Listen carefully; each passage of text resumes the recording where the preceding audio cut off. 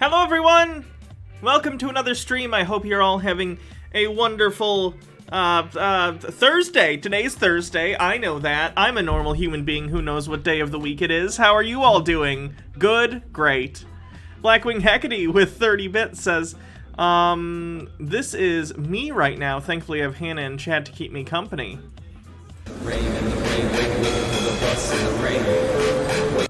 Song. Can't play song.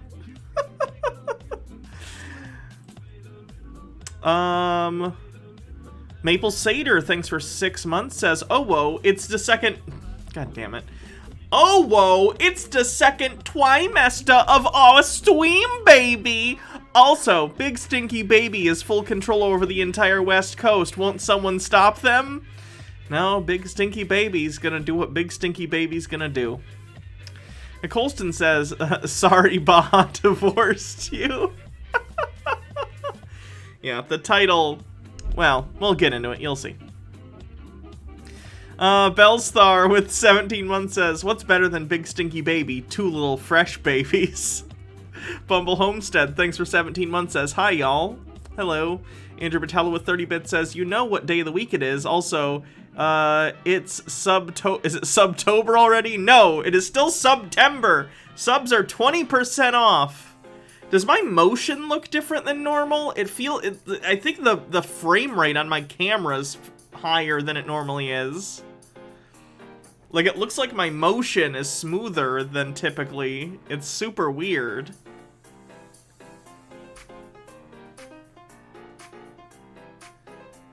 Better internet connection today? I don't know. No, because it would have to be something with my computer, because I'm looking at the input, not the output. You know what I mean? It looks really fluid. I know, it's weird. I don't like it. Shoot me at 20 frames per second. I don't want you seeing how jittery I am.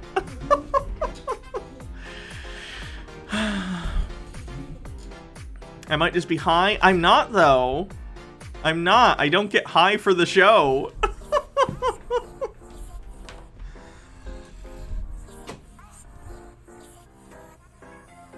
There's a new Mario movie being made, and it's animated? Yeah, I didn't know there was any casting that was done, but I knew they were making a...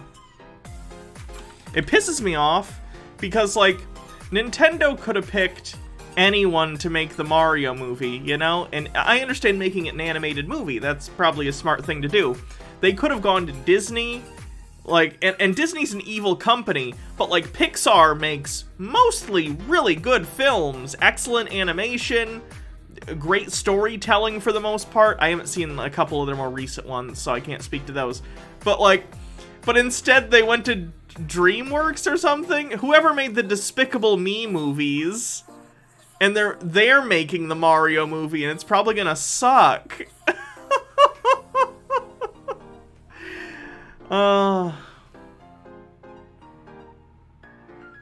You were able to stay in for a whole 30 seconds unaided today? Well, good for you.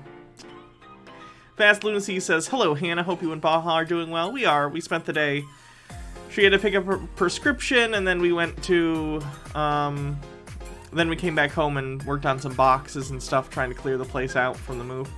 Slaughterama Official says, greetings, humans. I'm human as well. I enjoy oxygen and REM sleep, as well as copulation with members of my race. There is no need for concern. I am not an alien. That checks out. Lloydie Necro says, hey Hannah, did you hear that Michael Flynn said they're putting the vaccines in salads? I did hear that, which is very funny, considering both the Pfizer and Moderna vaccines need to be held at very, very low temperatures for them to even be usable. But yeah, throw it in some Newman's salad mix or salad dressing and put it on a shelf for months. I'm sure it'll stay shelf stable. It was announced that Chris Pratt is Mario's? Is Mario? Oh no! No! No! Well, I'm not happy with that. 3% to level 2 with 3 minutes left.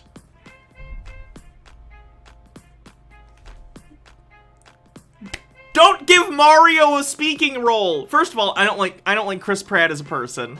I don't. I don't.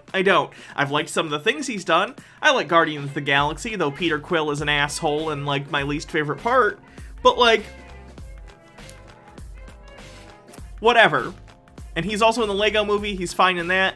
And I like Parks and Rec. I like Andy Dwyer. I don't like Chris Pratt. He seems like a douchebag. Do not give Mario a speaking role in a movie. I swear to God, if they have Mario giving, like, full dialogue in this movie, I'm gonna fucking lose it. Do not do this. Do not do this. Slaughterama says, can confirm I eat salad now and I have communism. Also, I'm gay. Stromboli says, Darmok and Jalad at Tanagra. Shaka when the walls fell. Chris Pratt is Mario. Seth Rogen is Donkey Kong. Okay, you guys are fucking with me, right? Let me look at the IMDb. It doesn't look like there's anyone on the IMDb yet. There's no way, there's no possible way that Seth Rogen is Donkey Kong. That's gotta be a fucking lie. I don't believe you. Also, why is Donkey Kong in it? He got spun off into his own thing a long time ago. This will only work if Donkey Kong shows up at the end credits and tells Mario that he needs him for the Smash Brothers initiative. I'll scroll down in a sec. Lady Necro says Hannah right now. No! Look, at the end of the day, like, it's a Mario movie. It's not made for me. It's made for kids who still, you know, enjoy Mario in a kid way. Don't get me wrong, I enjoyed Mario Odyssey. It's a good platformer, and I like the Mario games. But, you know, I'm not, you know, 8. So I'm not as into Mario as I was when I was a kid. The movie's not for me. That's fine. I have no issue with that. But I really don't like Chris Pratt, and I wish he wouldn't get so much work. 30 seconds left on the hype train. Don't you dare let it die during the month of September, you bastards. Princess Amelia says, you mean don't give Mario a speaking role in a movie again? Yes. M. Wade 19, thanks for 7 months, says getting closer to a sub, baby. Slaughterama says, fan cast Gilbert Gottfried as Waluigi. Fast Lunacy says, to be honest, Donkey Kong better rap or else cancel the whole thing. Maps and Mimic says, bits for the Bits Queen. Thrashmio says, you mean Mario got his own spin-off from Donkey Kong? You know what I mean. Level 1 hype train. Wild Mambo Queen, thanks for subscribing at tier 1. I think that's the first time we haven't gotten to level 5 all month, so that's actually really good. We got to the 23rd and every other hype train has succeeded. So not bad. Goth Geek Gaming, with an article from IGN and Color by Emmy, says they're gonna give Mario human teeth. TOMG, 16 months, says, I'm actually awake at a good time. Appreciate your content as always. I just watched the Alex Chu incest video the other day and nearly died laughing. Rublum says, so the crispy rat man is playing Red Luigi? Ah, odd casting choice. Red Luigi. Jack Black is Bowser? What? Oh, God. Let me scroll down on this a little bit. Okay. She's not a bad cast as Peach. Honestly, she could probably play Peach in live action, but it's animated, so that's fine. She was good in, The Queen's Gambit. Slaughterama says the only acceptable Mario is Captain Lou Albano, and frankly, if there aren't any spaghetti puns, I'm gonna burn down my local reading cinema. Wasn't there a PSA where Lou Albano as Mario said, like, if you do drugs, you'll go to hell before you die? It was just, like, the weirdest. Paul the Potato with 202 bits, thank you. KBS666, thanks for 7 months, says third trimester, hoping for the ally for Big Stinky Baby. Wow, okay. So you're just trying to destroy the world now. Great. Strumbly says, and Oprah as Bowser Jr. No, okay, now you're just fucking with me. Now you're just saying random things. Keegan-Michael Key is Toad. Okay. Seth Rogen is Donkey Kong. Charles, he's the actual voice of Mario from the games. So why don't they just have him playing Mario? They have the actual voice actor for Mario! Have him be Mario! What the fuck? Fast Lunacy says, and if you do drugs, you go to hell before you die. Is this the Mario thing? Probably. I'll look at it in a second. Slaughterama says, Captain Lou was a pro wrestler, so probably more than a little confused.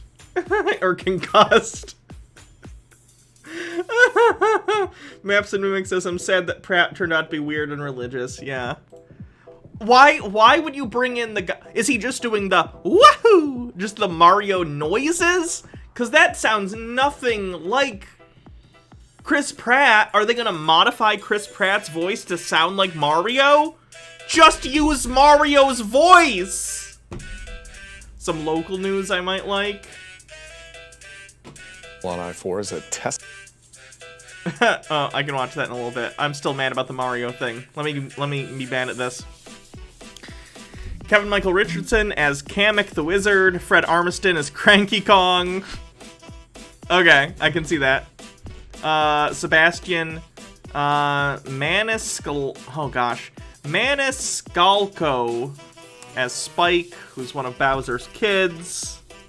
He's one of the Koopa kids. Goth Geek Gaming says you as Peach and Jake as Wario. Spike is one of Bowser's kids, one of the bosses from the original Mario games. Oh my god, Charlie Day is playing Luigi? That's actually a really good... I like Charlie Day as Luigi. I could see that. Jack Black as Bowser? That's weird, but whatever. But Chris Pratt as Mario? Really? No. No, no, no, no, no. No, no, no, no, no, no. You've been geeking about this all night? One sec, let me see what it is. Oh my god, it's an Alf eating a cat sandwich toy. That's pretty good. Alright. I'm done being mad about Mario. I'm an adult now, so I can only be mad at things for a certain amount of time before it's a waste of my life.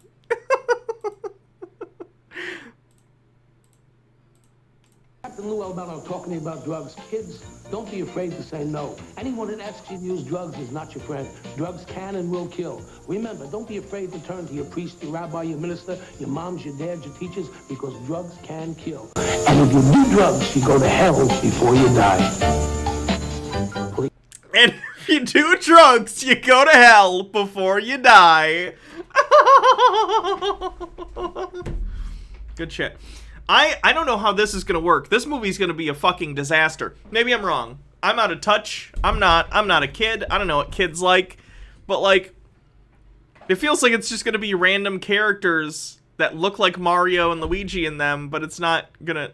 In fairness, the story of the Mario games, there's not really a lore. It's just Mario and Luigi, and they're plumbers from Brooklyn.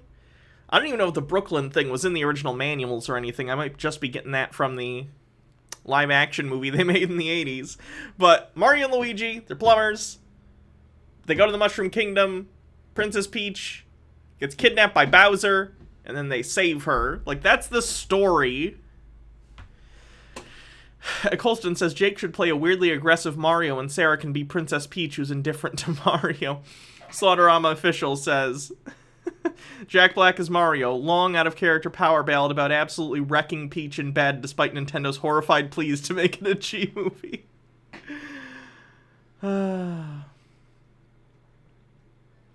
I can't imagine how this is gonna... Are they gonna use an animation style to make it look exactly like the games? Are they gonna make it its own style? I don't know. I'm sure when that trailer comes out, we'll watch it and maybe cringe. Killjoy says, we now have Vigilant Christian Mario as a thing. The stream has been live for 23 minutes. All right, what's this? Tesla slams into a patrol car. You see it there. It barely missed a trooper in this. The crash happened last month in downtown Orlando. Now, the driver told troopers her car was on autopilot at the time. News 6's Crystal Moyer found out this might... You're still liable because you're not supposed to not pay attention. Autopilot is a really bad name for a driver assist feature. happen a lot more than you think. Enough that the federal government is now investigating. The video shows Jezebel Dreed says autopilot ? Teslas have new cars have in them. Most new cars have adaptive cruise control and lane keeping, basic features that can help you if you're on the highway or whatever. It's kind of like cruise control, but smart cruise control, right? So you can go up to cars, and if you have your cruise control set on, it'll slow the car down, but maintain a speed behind the other car. If a car brakes suddenly, some cars now will brake for you, or at least start to brake for you because it can react faster than you, theoretically. Lane keeping, it uses cameras or whatever to look at the lines and try and stay within the lines. These are all options that are on cars. Tesla, however, slaps all these things together and basically says, we can have a car drive itself, and we'll call it autopilot.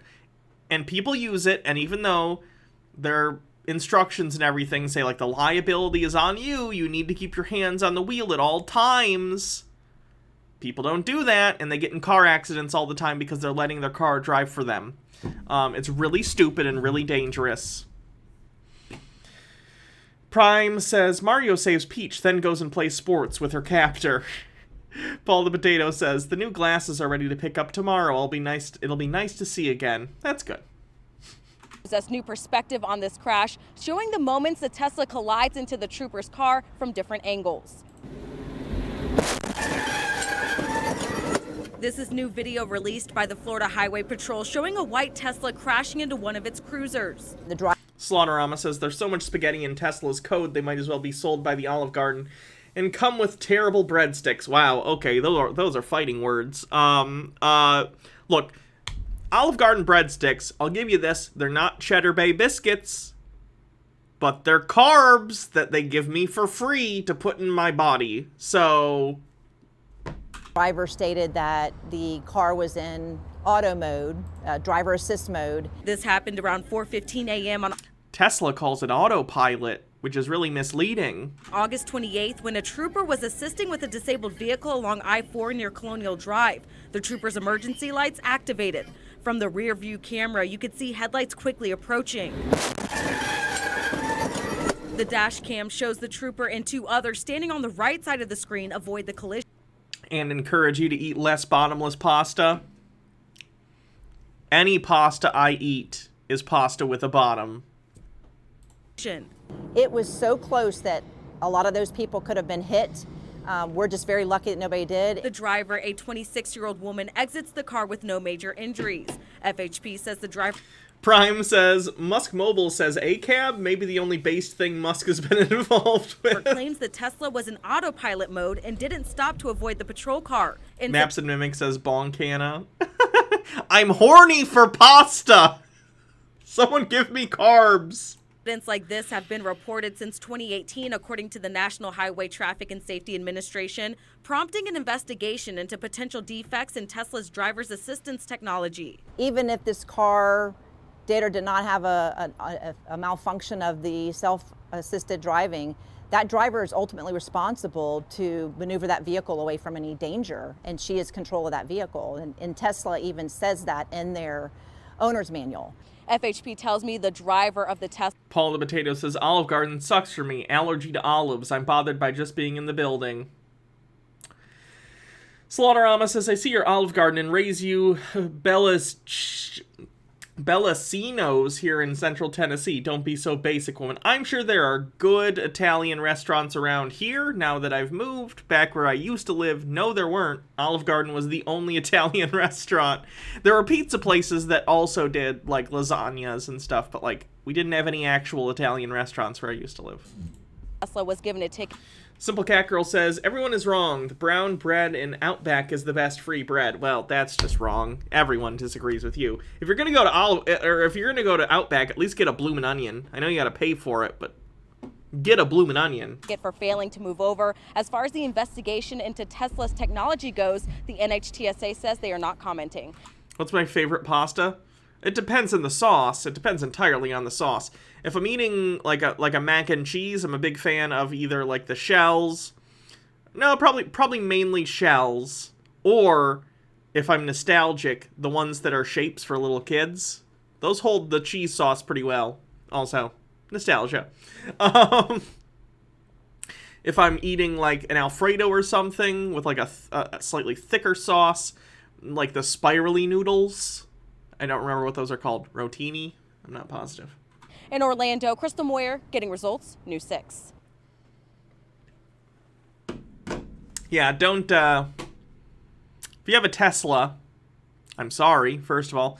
And secondly, just, you know, make sure you're paying attention when autopilot's on. It's not good. Is there any other interesting stuff from the Nintendo Direct? From the Nintendo Direct. Oh, are they doing a Kirby game? That's like...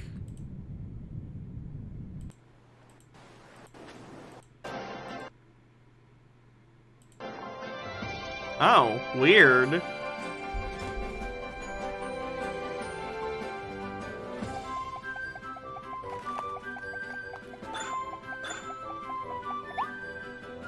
Does Sakurai have anything to do with this? Because I think he's done with Smash Brothers now. Although this would have had to been in development at the same time the DLC characters were for Smash Brothers, so probably he might be a producer, but... I'm kind of into this. Slaughterama says, all joking aside, I've offered to cook before. If you ever crawl out of your cave long enough to interact with us, and assuming we're not all terrified of a female for long enough to actually be social, I'd be willing to make a pretty bangin' antipasto. I'm sure it would be delicious. Nintendo Switch Online is adding N64 and Sega Genesis games. That's pretty rad. Paul the Potato with 100 bits, thank you. Or 100 and however many singles that is.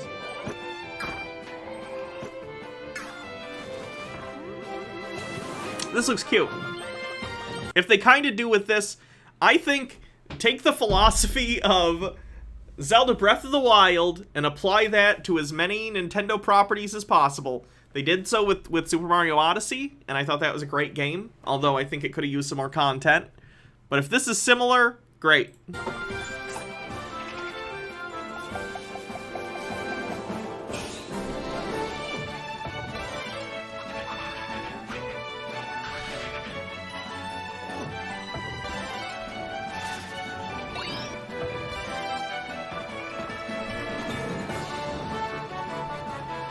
This looks cute. I'll probably pick this up. Honestly, you know what I want? I like the Metroid Prime games a lot. Are they making another Metroid Prime? Am I remembering that correctly? Did they announce that at a previous? I know they're doing Dread, which is a 2D Metroid game. And I've never really been into the 2D Metroid games. I don't hate them or anything. They're just not something I'm into. But I really like the Metroid Prime games, so I'm hoping a new one of those is coming out.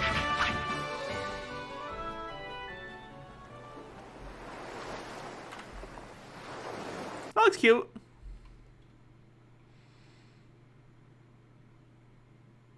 Oh, are they adding Brewster and the cafe to Animal Crossing?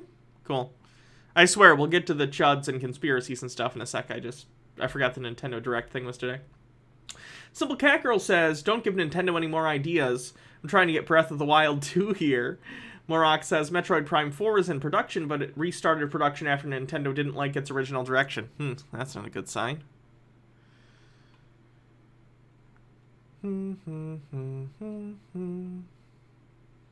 Yeah, the Mario movie thing's super duper weird.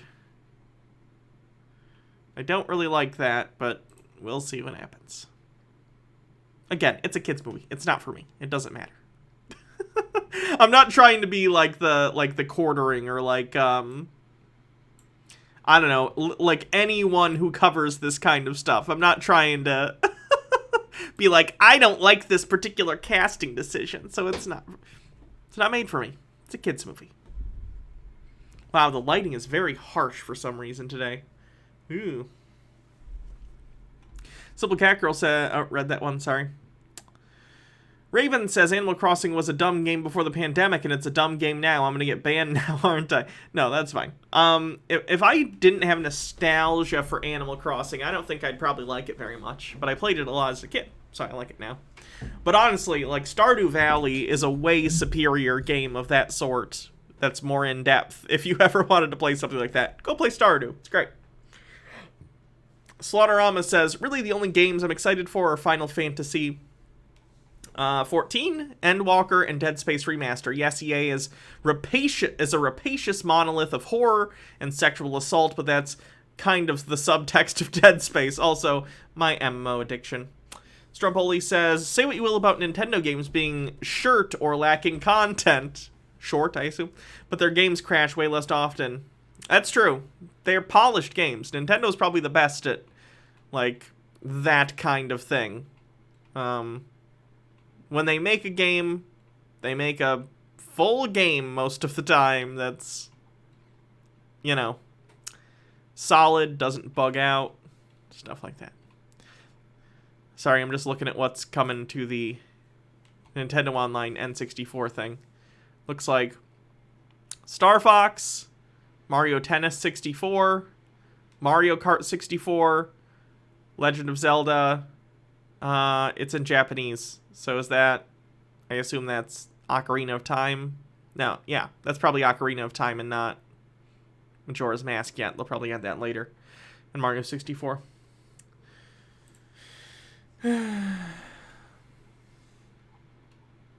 Something with Bayonetta. I never played the Bayonetta games.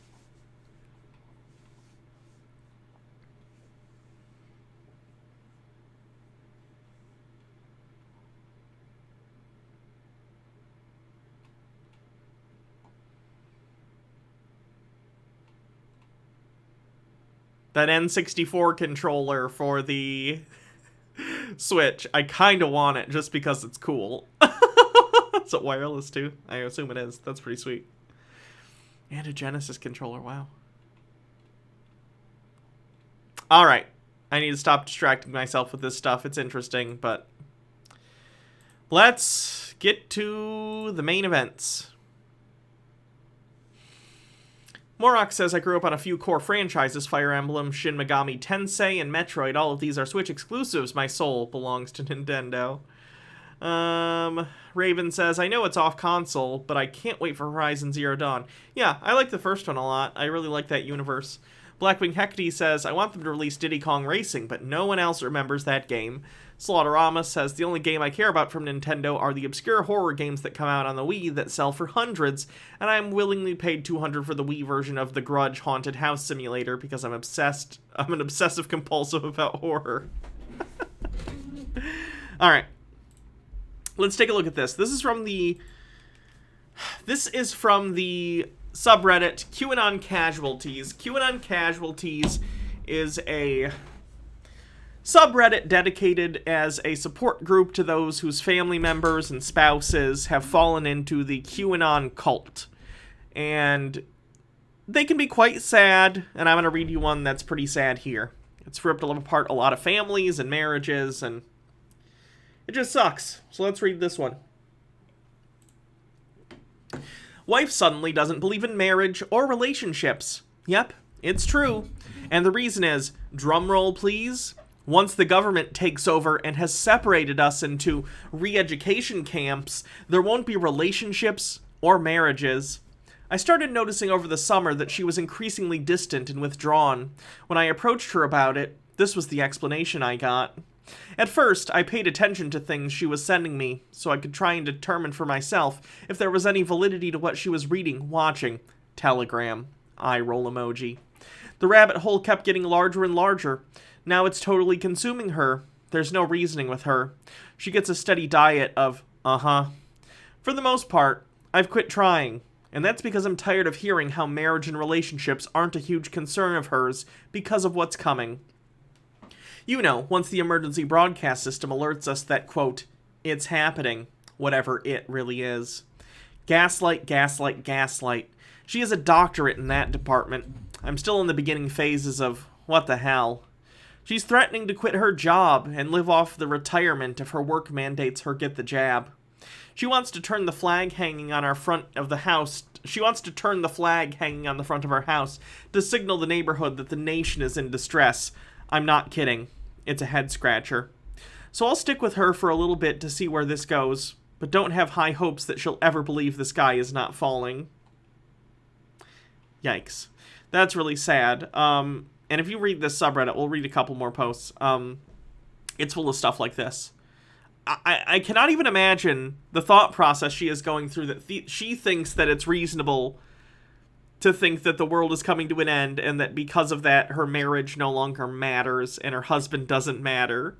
You'd think that's a time when you would want to hold on to your loved ones the most, which makes me wonder if that's just an excuse and she already feels distant from her husband because he clearly doesn't believe in this stuff. Maybe she's using it as an excuse to push him away. I don't know. Either way, sad story.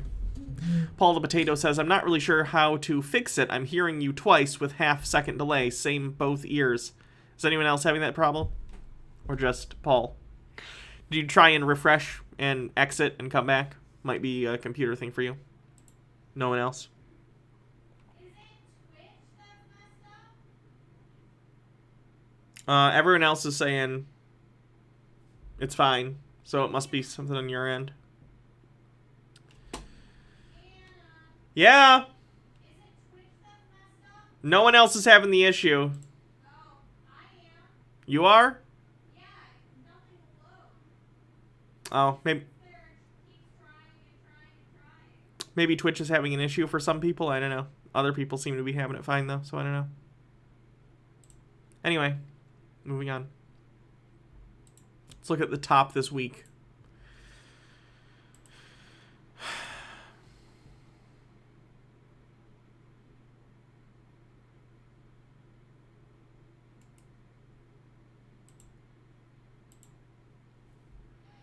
My wife, 30, of 13 years, 2 kids, is making me, 32, choose between my job, $120,000 a year, or abstinence over COVID vaccine. I've been with my wife a long time, and we had many issues along the way. As of late, we tend not to see eye to eye more than agree. I'm in the construction field and usually make 120 Canadian dollars before tax, and I'm the sole provider for my household. That's really good. For the last 5 years, I've been trying my hardest to put money away, $65,000, to purchase a home for my family to live in. There are many other red flags I've not covered in this write-up. Blackwing Hecate says, my phone and my computer and my PS5 all have different timings for you. It's strange. Must just be Twitch. When our second child was born, she expressed concerns over basic vaccinations. I pushed because I felt they're necessary. Ever since this COVID thing started, she's fallen down a rabbit hole of conspiracy theories and denial. I've avoided my own feelings in taking the shot, hoping after some time she might come around, after some hard quantifiable evidence came out that it's safe, something that sat right in her mind. 3 days ago, I was told by the company I work for I'd be stationed in a different province for the next 6 months working a 14/7 shift. I do not like the idea of this to begin with, as it will undoubtedly put more strain on our already struggling relationship. We were laying in bed when I told her about the situation. With the new mandates, I was going to have to get it if I'd like to continue working with the company I'm with. She said, you know how I feel. I'm against it. You know how I feel. It's against human rights. It's your body, your choice, but you know how I feel. Yesterday, we were fine over calls and texts. Nothing about the subject was brought up. Things were okay.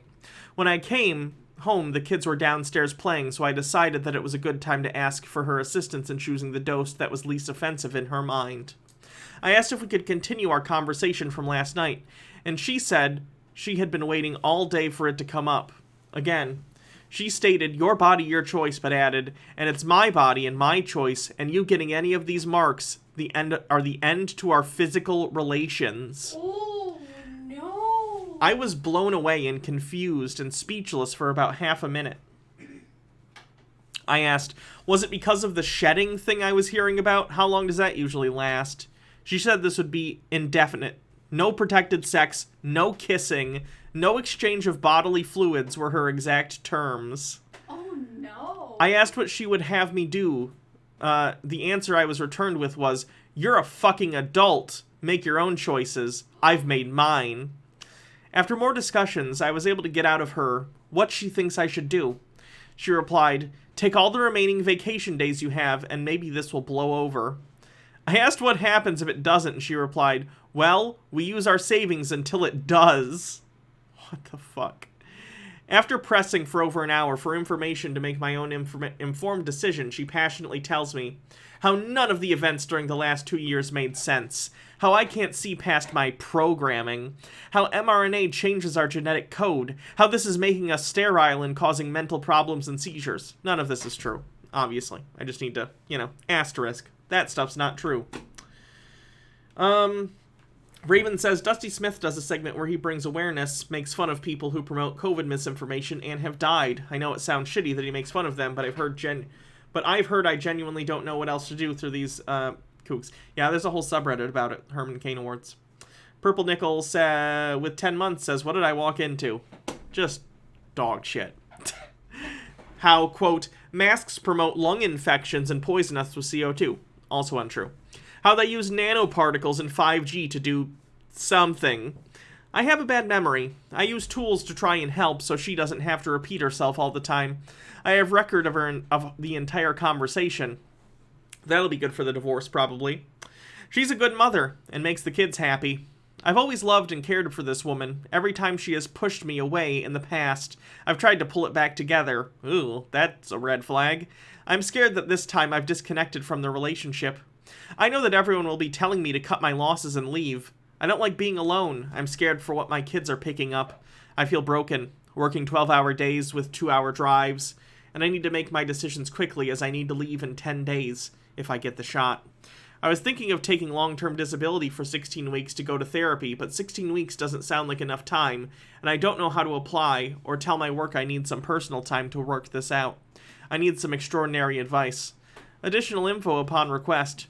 There is also this worry that should she give me her blessing to go ahead with it, when it comes down to us being close, her back pelting, stating that she was wrong and still does not want my corrupted body close to hers. Ew. I can't even imagine having the person you care about talk about you this way to the point where he's calling his body corrupted. This is fucked up. This is disgusting. I was the same age my oldest is now when my parents decided to part ways.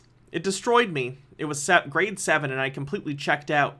I was so angry at myself and my parents. That's when my childhood ended.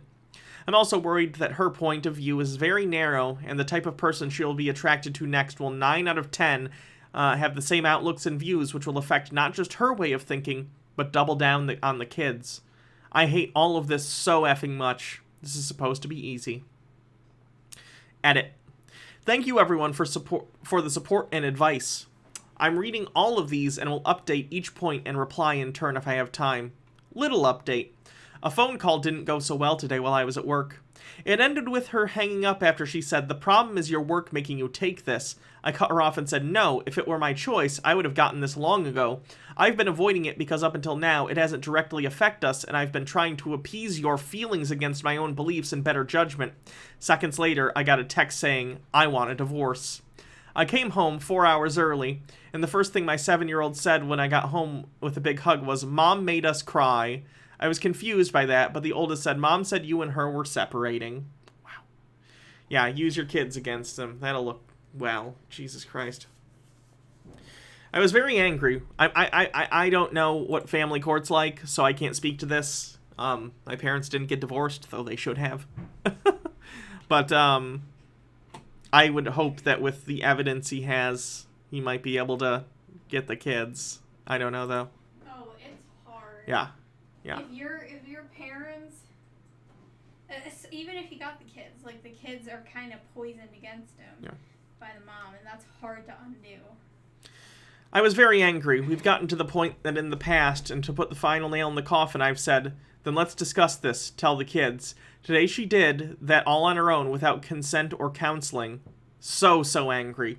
Now it looks like I have the choice between living in the same house with her for another 8 years, pretending or paying spousal support till who knows when. I'll have to find a different job, as I can be out of town while splitting custody. I assume that means can't be out of town.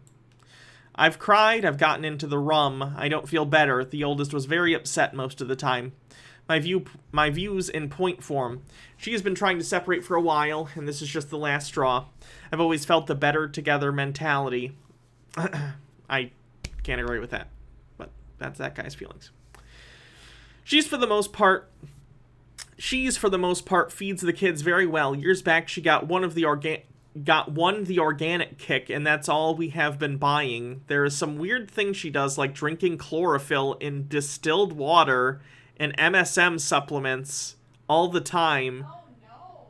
So that's bleach. For those who don't know, MSM is a bleach. It's a, quote, miracle mineral supplement. It's a bleach that alt health psychos put in water because they think it cures everything. She's pushing that all the time. She's been pushing that on the kids. Yeah, that's poisoning your kids. Puka the Duka, thanks for 10 months. I think she is a better parent than myself in the way she interacts with the kids. She's very loving and playful, and while I know the kids love me, I don't think I could be better. I do not have a support network. I work, I come home, I have no friends. I have 2 brothers and parents, all whom are busy and have their own stuff to deal with. I do not think I'm mentally stable to be at work right now, but I am at it too. I talked to my manager and explained the situation and how I'm going to be taking some vacation after the current job and might not be able to attend the other project. I'll be going to vote today and then going to see a doctor about some additional time off. I know everyone is saying that, actually, this is Canada, so especially considering the anti-vax views, I don't know. Guess it depends where in Canada. There are rural places in Canada. Anyway, I'll be going to vote today, blah, blah, blah. I know everyone is saying this is wrong, but I've had no time off in forever, and I'm going to need some treatment. I work for a large company, and with good benefits and resources, I'm hoping I might be able to sidestep the out-of-town work altogether, and maybe switch positions and work in the head office instead of the field. Might be a marginal drop in pay, but I get my life back with 8-hour days. I just need to get past the stigma of men's mental health. Everyone needs some help sometimes. I want to thank everyone, blah, blah, blah. You get it. Wow. The top comment says, there's a saying, when someone tells you who they are, believe them. She's shown and told you who she is. She's willing to cut off all relations over bad information and conspiracy. She's willing to put your children in danger. She's willing to put everyone around her in danger. And she is completely ready to stop having a marriage. It's already over. The portly diva has yet to sing. Excuse me, what if smallpox 2.0 flared up? Would she get your kids vaccinated or believe the lizard people cast consume likeness spells or are sucking our thoughts dry? As for your children, you've been through that pain and you know it well. That gives you better insight on how to approach them, how to interact, and how to communicate. If you go that route, kids counseling for them during the process will help. Yeah. Paul the Potato says, actually, he did say MSM, didn't he? Not MMS. What is MSM? Paul the Potato says, I deleted my Twitch app and restarted, and that finally seems to have gotten rid of the twin Hannahs. Okay, cool.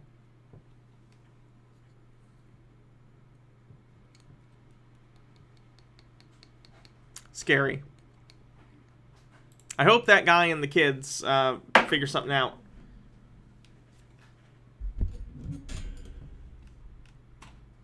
It's herbicide? Really?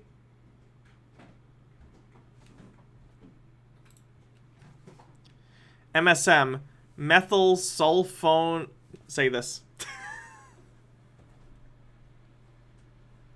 Methyl sulfone. Wow, Christ. Methyl sulfonal methane. Okay. Methyl sulfonal methane. It's used to treat arthritis.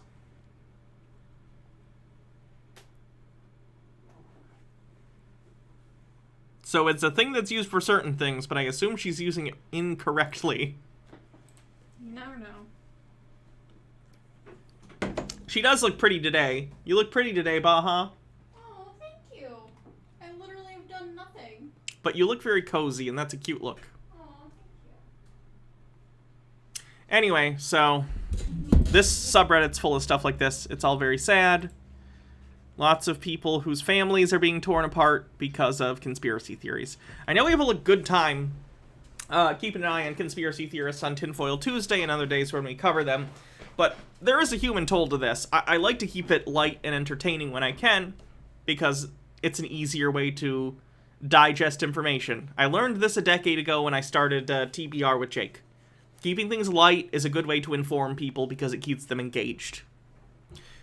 But be aware that the conspiracies that we talk about, as funny as it is to look at someone like Call for an Uprising and say, oh, ha, ha, ha, ha, he's affecting people and helping tear families apart, just like Peter is.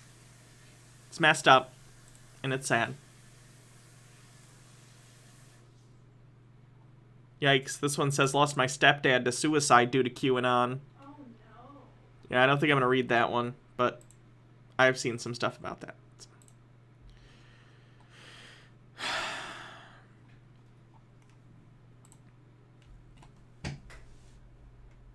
I was able to get Instagram to work, or, yeah, Instagram, so we can watch that guy who's arguably worse than vegan teacher. No. You want a headphone so you can hear this? I will take a headphone. Hey, where is my headphone box? Where did I set my thing? There it is.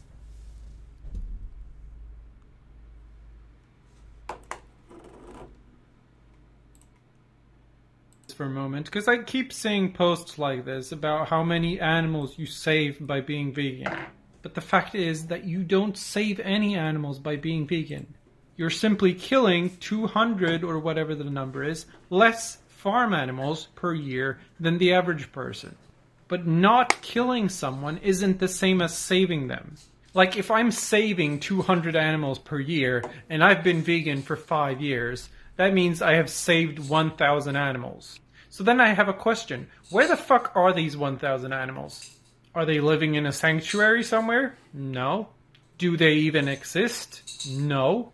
Then how the fuck have I saved them? All the farm animals which have been bred into existence since I went vegan have all either been murdered or rescued by animal rights activists. Have I gone into a farm and rescued any animal? No, I haven't.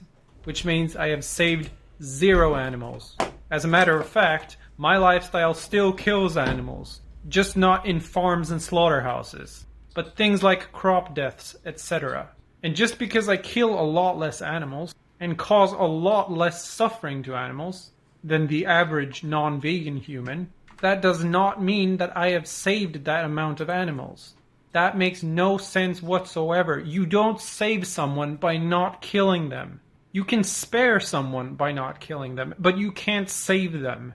In order to save an animal, you have to prevent that animal from being murdered by someone else, and then take them into your home or to a sanctuary or something and take care of them.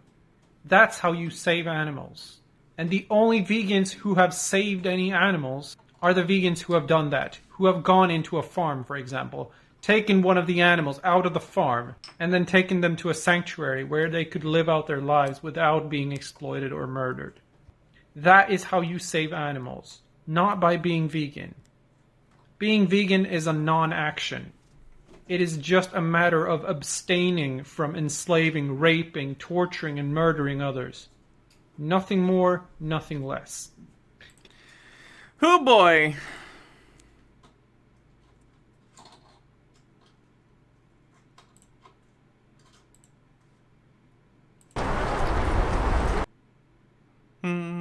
He's just one of those people that think none of that had to be so much better than everyone else. done for animals, because people have been eating animals from the dawn of time. We watched some of those videos on the vegan teacher thing. Don't overthink this. Look in my eye. Don't be scared. Don't be shy. Come on in. The water's fine. You say the ocean's rising like I give a shit. Don't overthink this. I love that song.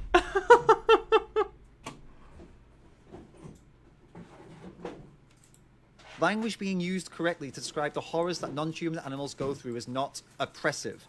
For anyone who listens but doesn't necessarily look at the screen, it says, is it oppressive to call it a holocaust, like when him and vegan teacher call slaughtering animals a holocaust? In fact, to not use the language correctly for the sake of avoiding hurting someone's feelings is continuing to contribute to an ongoing oppression. In this case, the oppression of non-human animals. To give you a comparison, would you tell an Indian that they aren't allowed to call the British mass killings of their people a holocaust because it's offensive to Jewish people? Oh my god. No, because they're humans! Because they're human beings! How is this hard to understand? It's a different dude. No, this is the same guy. Oh, he doesn't look the same. Oh, maybe it is a different guy, then I don't know. White dudes look very similar sometimes. Brunette white dudes. They look very similar. I don't know. The other dude was blonde. Was he? Clean shaven. Maybe it's just generic late 20s, mid 30s white dudes look very similar. I don't know. No, of course not. Because that would be furthering the oppression of the Indian people by censoring their language and telling them they can't use certain words, even though they are totally valid for what they went through.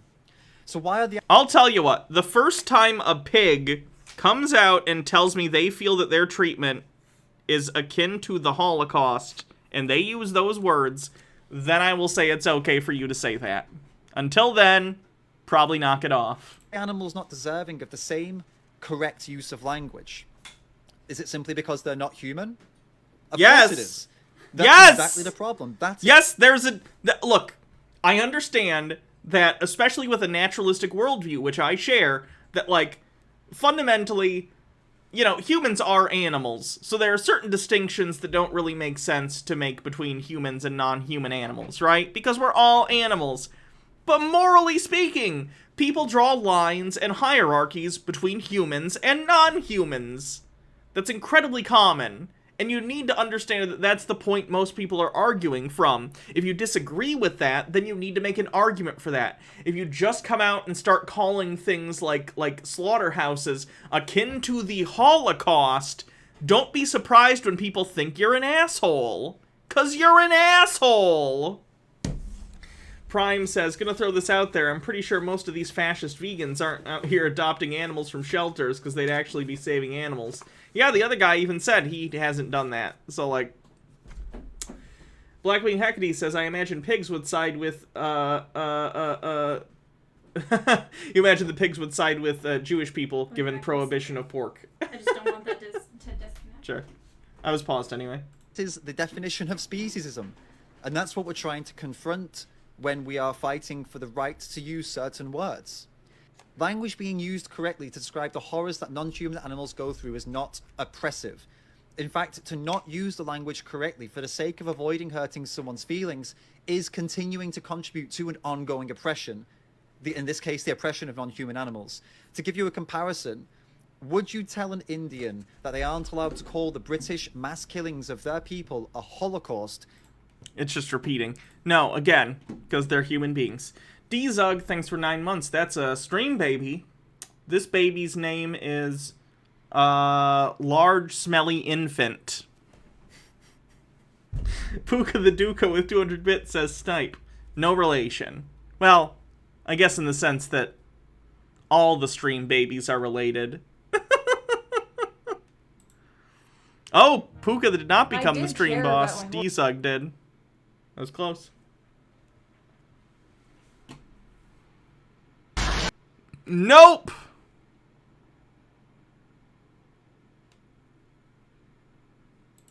Cognitive dissonance is the state of having inconsistent thoughts, beliefs, or attitudes, especially as related to behavioral decisions and attitude change. If you hold two beliefs that contradict each other, you're suffering from CD. If you hold a belief that something is wrong and yet justify doing it, or something just like it, despite simultaneously knowing that you shouldn't, you're suffering from CD.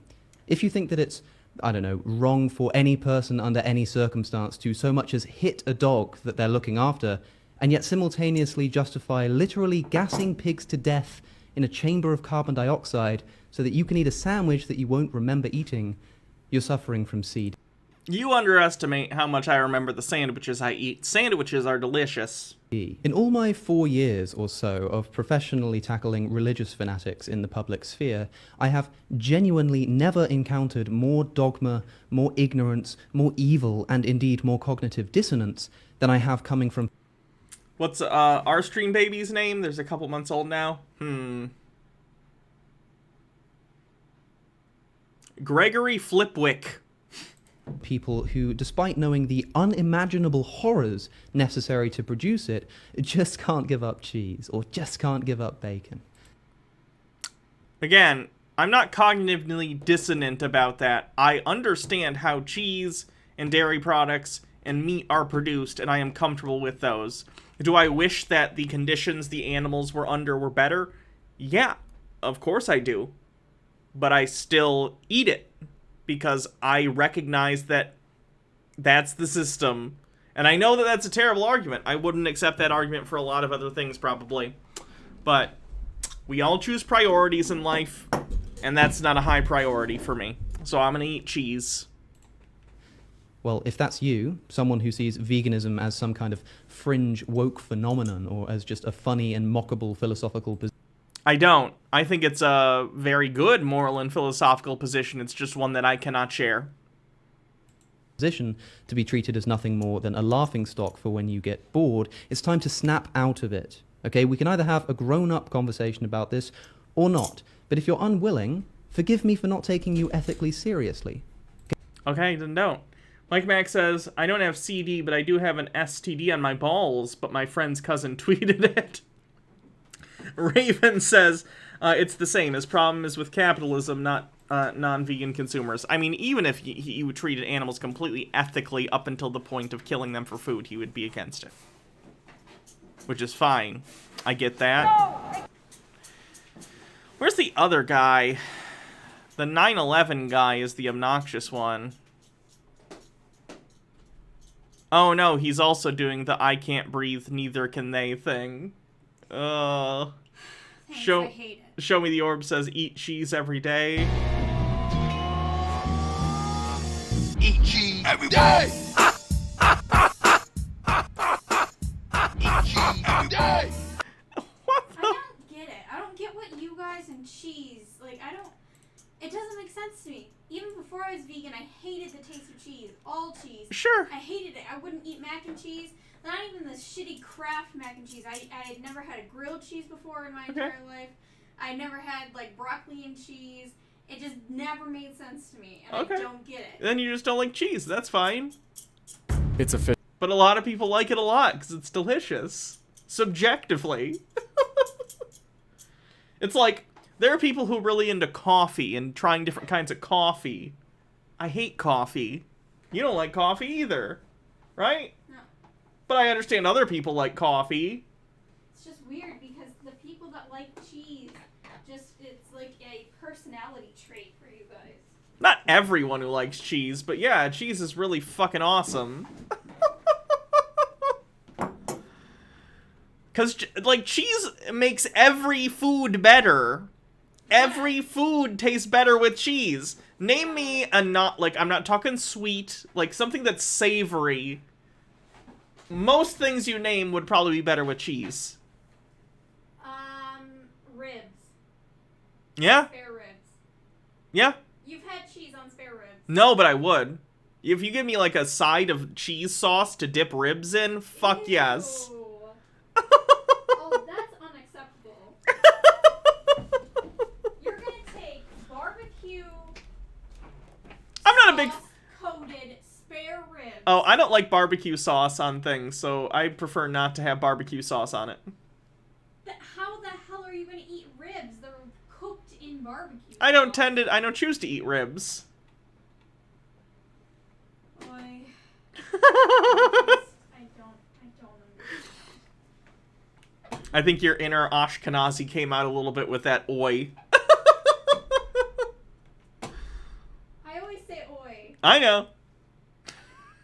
But that's because my mom says oi. Yeah.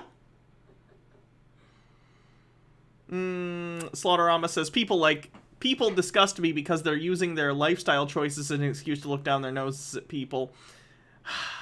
I think it's a fine line, because I understand the viewpoint of someone who's vegan being disappointed or disgusted by someone who eats meat. Because from their perspective, I get it. I understand. It's, to someone who doesn't eat meat, it's inexcusable to do so because it harms an animal. I don't care if other people eat meat. I don't want them to try and force me to eat meat. Right. And I don't want them to, like, be like, oh, like my aunt. Yeah, your aunt sounds not great in that department. Like, it only has a little meat in it. I told you. I told Baha. I don't know if you guys could hear her say that. I hope you could. But, like, if her aunt tries to pull that shit in front of me, I'm not having it. I'm not having that shit. I don't have some sort of relationship I need to maintain with that aunt. I'll burn that shit to the ground. I'll be like, are you... Okay, I would start softer, but seriously, how could she not understand that you don't want to eat meat, that you cannot eat meat, that you will not eat meat? Any, period. That's not hard to understand. Mike says, because we're in the cheese gang. Oh, do those pants say cheese gang? Someone please get me those pants. Raven says, I recently bought a Jamaican coffee that needs no creamer or sugar, just perfect by itself. See, there. I don't understand that, but it's cool. I'm glad you like coffee. Tucker White says, let's be honest, most Americans probably wouldn't eat cheese if they knew how it was actually made. Whisper, it's basically spoiled milk and cow enzymes. I would love to find anyone who doesn't know that cheese is curdled like milk, that it's, you know, that's... I think most people know that cheese is spoiled milk and cow ruminant that comes from their intestine. They must. Actually, no, people are really dumb. I don't know. I don't think that I could tell you anyone that knows that I know personally. I know that! Okay, other than you and, like, Tim and Nikki, because Tim is French. You just named 3 people you know who know that. Okay, but the majority of people wouldn't know that. If you said to people, what is cheese, they would have said old milk. They make it from milk. People know that at minimum. I don't know. Where do you think people think cheese comes from? I think people think it's just processed. No. People know that cheese is fucking dairy. They know it's milk. Anyway, Mezzodescolia says cheese and ribs is a quite famous Korean thing. See, I'm not crazy. D-Sug says Baja speaks the truth. Maps and Mimic says brisket and mac and cheese is a beautiful thing. Tucker White with a link. Broke my ribs. Purple Nickel says my lactose intolerant self is sad because I love dairy so much, but I can't have it. That's a shame. Cast Iron with 12 months says, remember folks, pigs are smarter than dogs. Happy anniversary. Bittergrin says, I know how cheese is made, and it's still the main reason I'm not vegan. Raven says, come on, Hannah, people think the earth is flat. Not many. Paul the Potato says, the college I attended in 1998 in Ashland, Wisconsin was maybe 40% vegan. Neat. Colston says, oi, Baja, I heard that you're shaken up with that, wait. I can't do a voice for this. Oi, Baja, I heard that you're shacking up with that Sheska who loves the cheese, Baja's Jewish family members. I want to clarify, none of my family is Jewish. Yeah, none of her family, she's like ethnically Ashkenazi Jewish, but no one in her family is like Jewish. Yeah, so the tea is that, like, my mom's family way far back were in that area, but also the relatives that are closer, my great grandfather was the son of a non-married couple, and so he was adopted by someone that wasn't his parents, and that great grandfather, the one that we don't know anything about, he would have been of Jewish ancestry just based on, like, the ancestry DNA test I've done. And then also I had another family member that married him. she was also adopted, so we don't know anything about her parents. Hmm. So I don't know any of that family. Slaughterama says, I'm a big fan of Bones coffee, and I'm not a huge coffee guy. Bones makes insane flavored coffees. Bacon flavored, ew. PB&J flavored, that might be good, etc. Plus, they're locally sourced. I like to use it in creams and syrups for desserts. Raven says, socialism is when no cheese. Well, I'm apparently an anarcho-capitalist then, if, if that's what we're going with.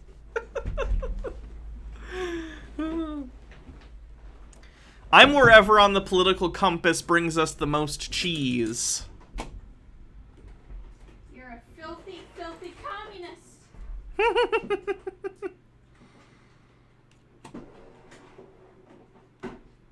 What is Bones Coffee?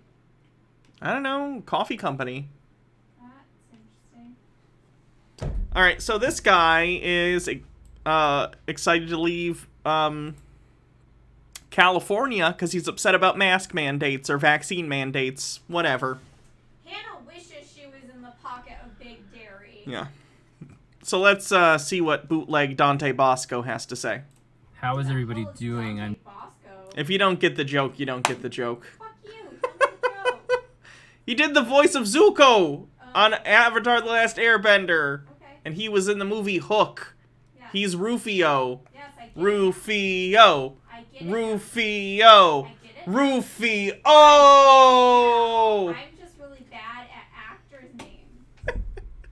Mike says, I'm not Jewish, sir. I'm a Roman. A woman, you say. I'm doing okay. Thank you for. I missed your bits message. Sorry. Let me go find it.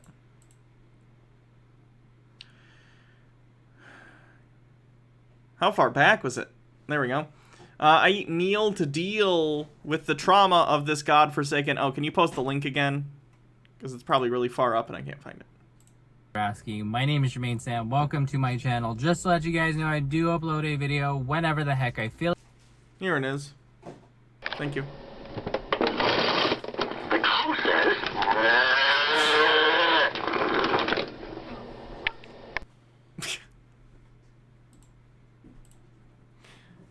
Hydrate. Like it. There's a lot of shit that just recently happened in California. I love Southern California. I love the beachy, laid-back vibe that's here. I love it. Like, I love... Vegan cheese making cleanse for later. I refuse to watch that heretic cheese be made. Watch it. Watch it for me. Ugh. Vegan cheese is gross. Please. I'll put it on the side. Being at the beach. I'm gonna sprint downstairs. We'll see if this disconnects. Oh, it does. Like, near the bottom of the stairs, it disconnects. I've worn it down there before. Love being in the actual water.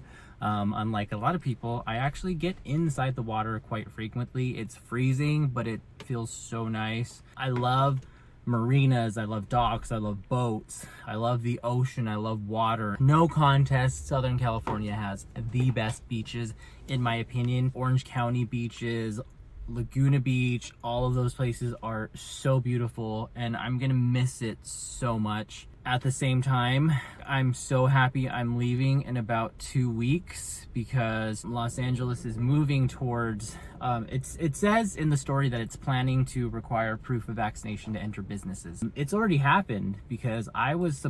You know what would solve that problem real quick for you? Getting vaccinated. Supposed to hang out with one of my... He's pissed off that I think LA County might start requiring proof of vaccination to go into like restaurants and stuff, which is a good thing. My gay friends, like a couple months ago, maybe a month ago, he told me that, by the way, they're checking for proof of vaccination, and I'm like, yo, like I'm not vaccinated, and I don't understand why them being gay was relevant to the story. I don't know why he chooses specifically to have just don't talk about people's looks. I know. I'm not saying anything bad about it. It's just an interesting It is an interesting choice. I agree. My thing is, I've never seen anyone do that before. This is the most beard on neck I've ever seen. Like, the ratio of neck to beard is, like, crazy.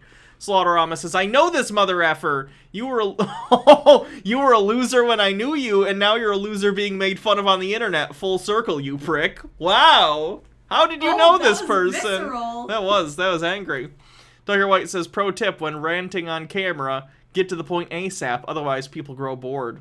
Oh my god, I want to know. I spill the tea. I want to know how you I'm not know going to him. get vaccinated, so this is going to be a problem for me. As y'all know, Even if you've already the had recall COVID, didn't go the way Still get vaccinated, you dumb fucking assholes.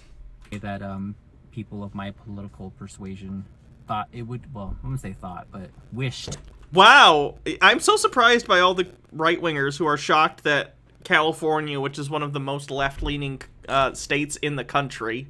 This literally looks like I'm doing an ad for parchment paper. Meyer brand parchment paper, just like other brands of parchment paper, but cheaper. It's upside down. You're fired. Better. And hoped that it would have 45 square feet. All right. They're not paying me. Blackwing Hackney. It was a joke, you weirdo. I Why know. are you so mean? I'm not mean. For legal reasons, I have to say that. The FCC is actually cracking down real hard on shit like that. When they think people are advertising things and not disclosing it. Yeah, but it was a joke.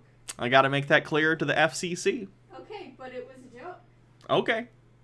Blackwing Hackney says, Hannah, dude, don't diss Dante like that, even if he did pal around with fucking Doug. Tucker White says, another pro tip, never say as you know. If people already know, then why are you saying it? The recall didn't happen. Newsom is still in office.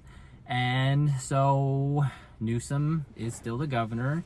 And these mandates as far as requiring proof of vaccination to enter fucking businesses is underway. Good! Morok says, but don't you know, Hannah, Trump really won California. Oh, I found Tim Pool in the chat.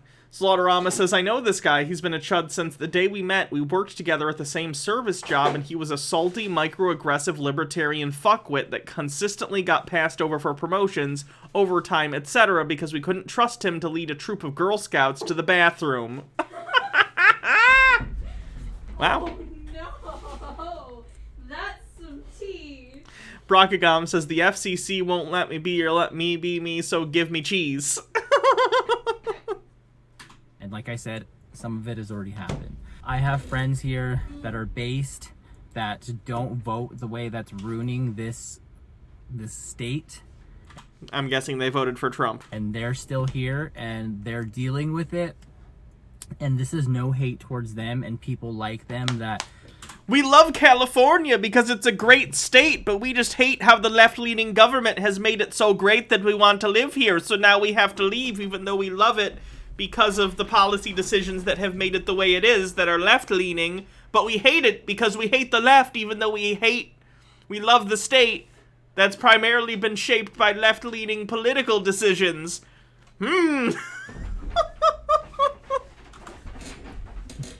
It's like it's the same joke of like, no one wants to live in California because house prices are too expensive. Like, how do you think the price is going to expensive? It's like people saying no one drives in New York. There's too much traffic. Have no choice but to stay in California. I have a friend that I used to go to school with at the community college. She's Latina and she was also a Trump supporter. She has to continue.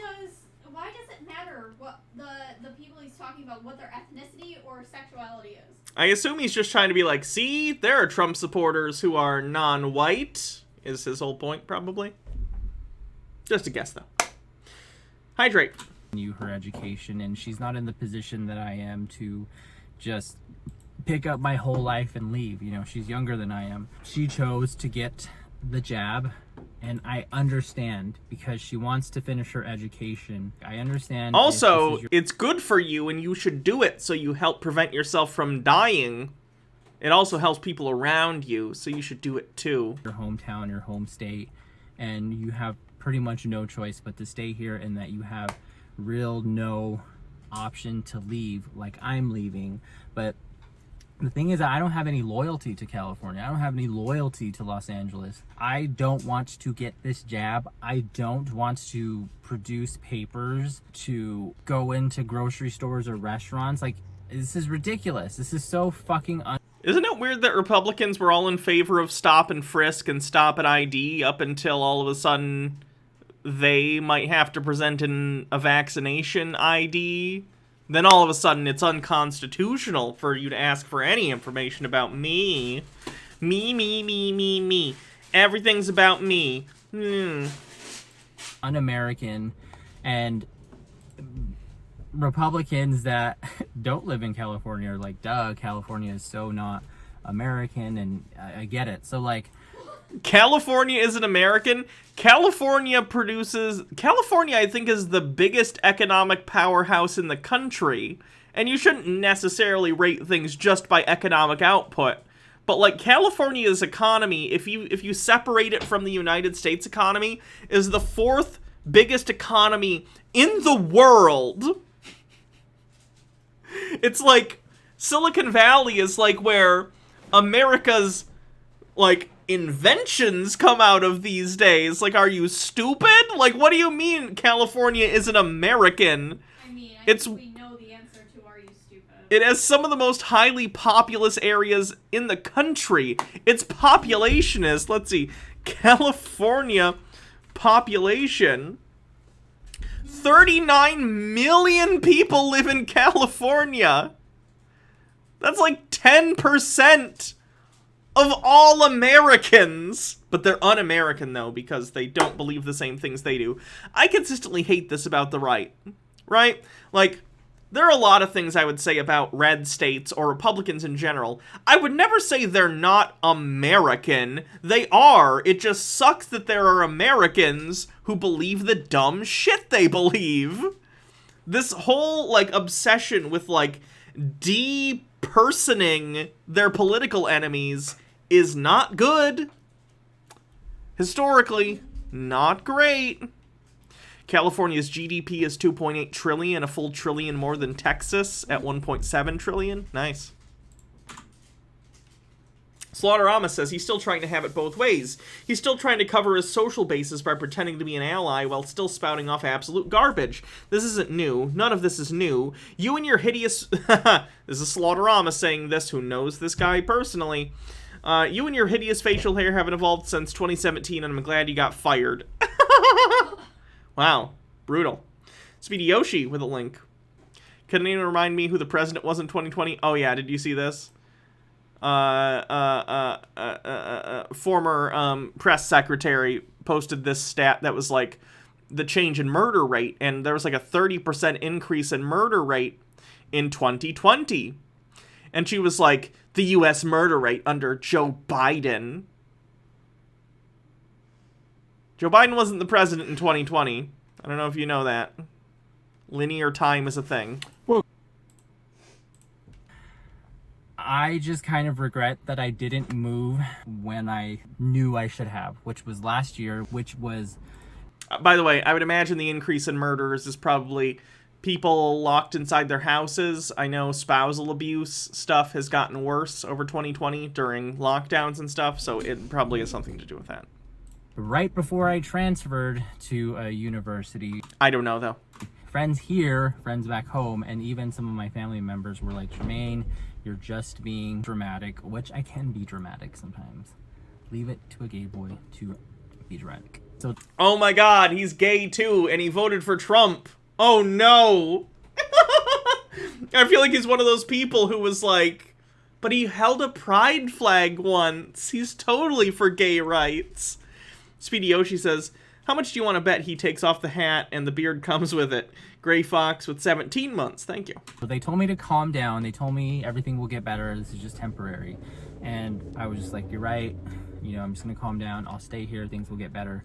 And in my head, again, I hoped that things would get better, but I kind of felt like they were going to get worse than they did. I had hopes that we could get Newsom out of office and get California back on the right track. That didn't happen. When was California on the right track in this guy's head? Like, genuinely, I want to know, because Arnold Schwarzenegger was the governor for a bit, I believe after a previous recall, but, like, how do I put this? Schwarzenegger is one of the least extreme right-wing Republicans. Like, he's not that far right relative to Republicans. A lot of Republicans don't like him now because he's not a Trump supporter. Slaughterama says he's claiming he's gay now. He just said he was. Speedy Yoshi says, like, I can understand if they went for a more center-right candidate, but they went with a fucking far-right Republican. Of course it was going to fail. The right doesn't care about political strategy anymore. They're just going to try and cheat and gerrymander their way into office, or if they lose, just claim it was fraud and try and put their own people in. Like, that's their strategy now. Sky Comet Fallen says, this is literally the worst beard I've ever seen, and I'm a weeb. Half of my friends have neck beards.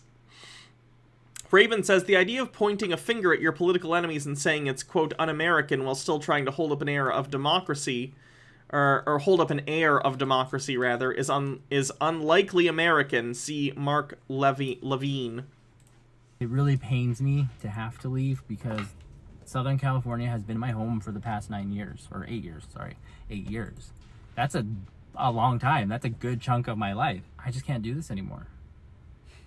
And especially finding out that we didn't recall Governor Newsom. LA is going to require proof of getting the jab to enter places just to, like, be a normal part of society. Like, Yeah, get vaccinated and be part of society, because as long as you're refusing not to, you're not being part of society. You're being a selfish baby who's like, no, I don't want to take the shot. Fucking take it.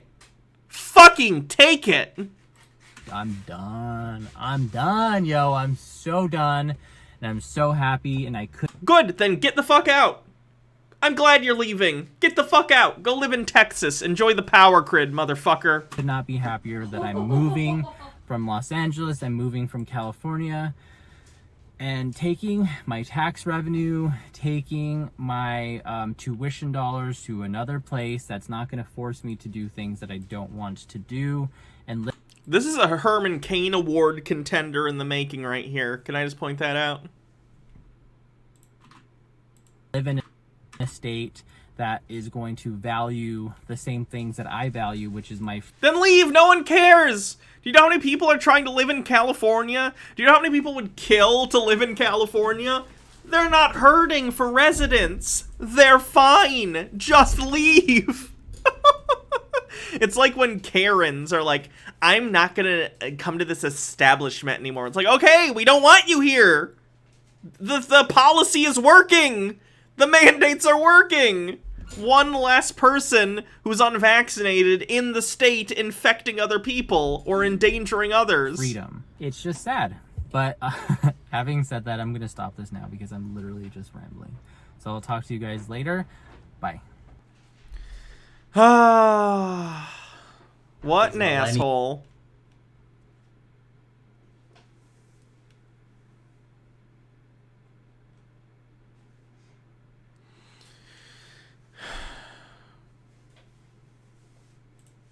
August 11th, 2021, and I'm about to do something.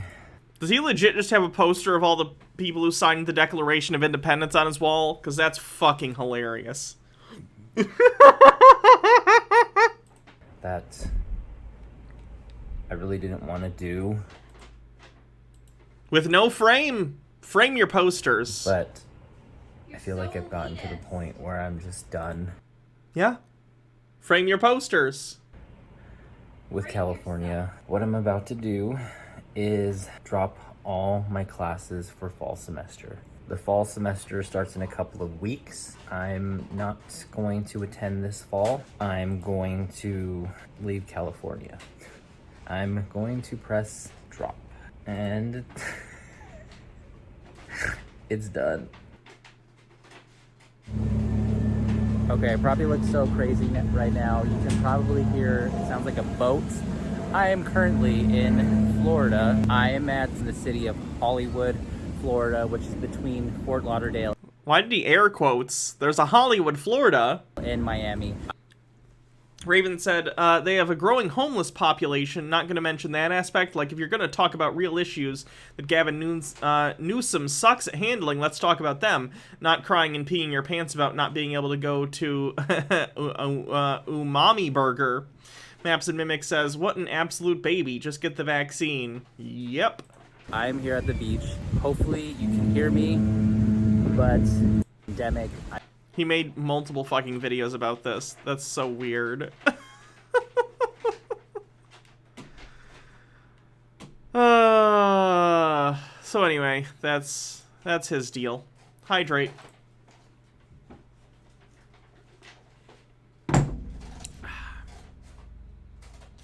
Who are we gonna watch next? Maybe a couple cringe videos before we move on. Oh look, it's a clip of the new Little Ellen show. Ellen DeGeneres, who everyone hates because she's awful. Now as a kid's show. From Ellen DeGeneres. Y'all ready? Comes Little Ellen. Nice to meet you. This is how I greet you. Little Ellen and her friends march to the beat of their own drum. Tape face? Because the best way to have fun, I have an idea. I do not. Is to be yourself no matter what. Funny how things work out. Little Ellen, streaming September 13th on Cartoonito on HBO Max. Nope! Tucker White says, we as a nation should seriously consider the following. That does it. South America, take it away. I'm on board. Get rid of Florida, add DC as the 51st state, and then add Puerto Rico. You mean get rid of Florida and have DC as the 50th state? Yes, and then add Puerto Rico and, oh shit, why am I blanking on the name of the other one?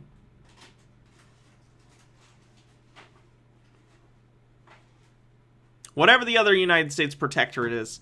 Slaughterama says, it doesn't surprise me that he's grifting on whatever platform will have him. I'm glad he came out and that he seems happy with himself, but when I knew him, his entire position was that gay people were, quote, illogical. That's hilarious. Speedy Yoshi says, so CN is doing an entire toddler block in the morning now. I don't care, but I think my cousins will like it. It looks cute. Tucker White says, Lil Bush was a step up from Lil Ellen.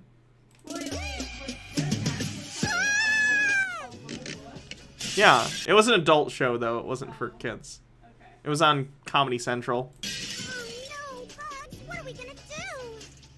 There. Slide that part to the right, adjust the angle on... I feel like Cartoonito is a really bad name for this. Can little kids even say Cartoonito? Because it's like, I don't know.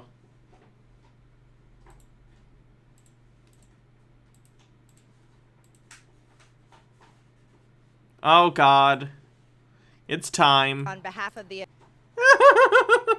Raven says, absorb Texas into Mexico. See how the melanin deficient Texans like that. Bardlock says, Florida would be blue if it wasn't for Cubans thinking people left of Trump are commies. I guess.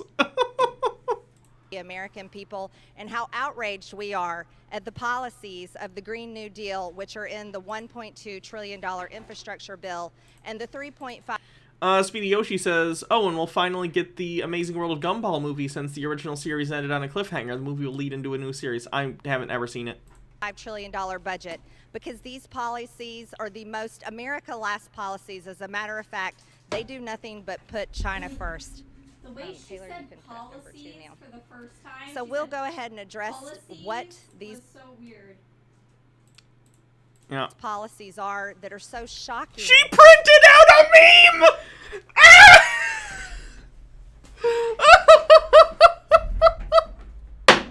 No! Bad Congress! Bad! No memes in Congress! To me, and if the American people actually knew what... In fairness, we had a meme in the White House for 4 years, so... Speedy Yoshi says, I feel like Hanna-Barbera are rolling in their graves. These policies are, these globalist America-last policies are, I believe they would be ringing every single phone up here. First, you dumb twat. That America putting us on... By the way, that's not the only meme she showed. She also shows this meme.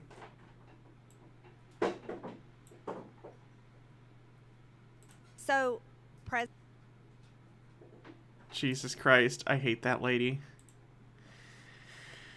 Do you hate her or Lauren Boebert more?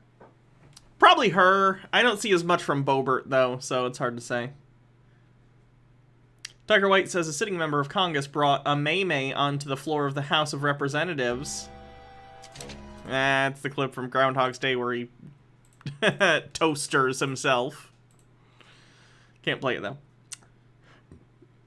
Slaughterama says, oh god, I just cringed so hard I can taste my bicuspids.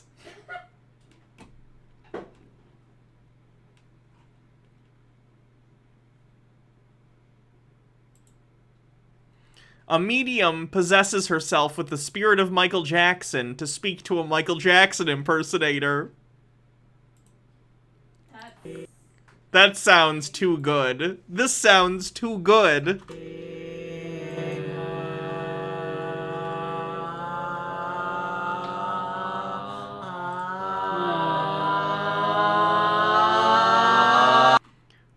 The Michael Jackson impersonator seems like the most stable person in the room. If you're ever in a room and the Michael Jackson impersonator is the normal one, find a different room. Oh, Jesus Christ. Sorry.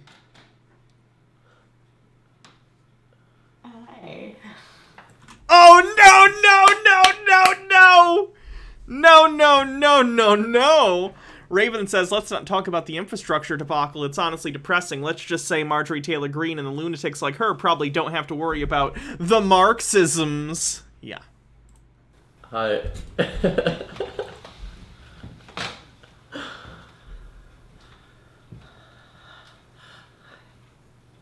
Hi.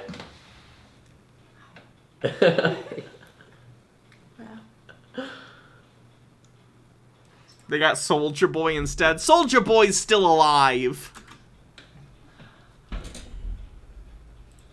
What's it like sitting here?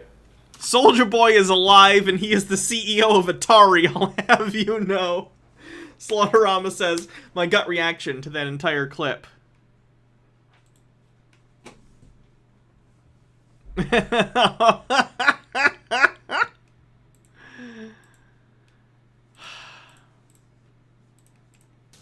With us. Oh, great. It's good. It's good. Is there anything you want to say?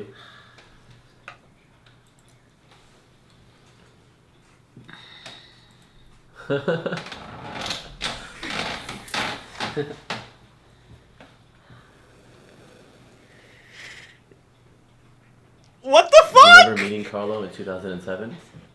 Mm-hmm. Yes, Michael Jackson very specifically remembers meeting you in 2007.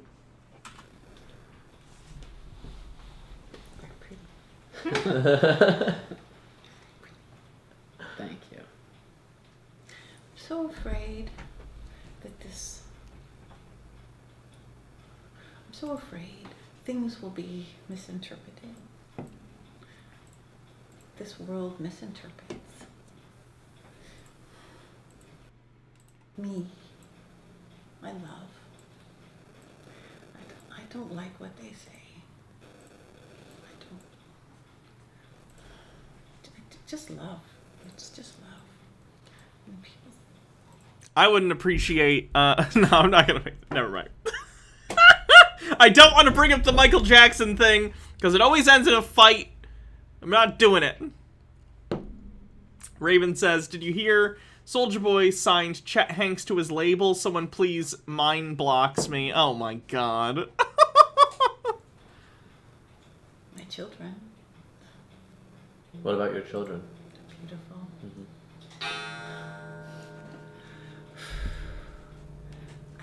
I watch them. I watch them. Oh, they'll be with me always.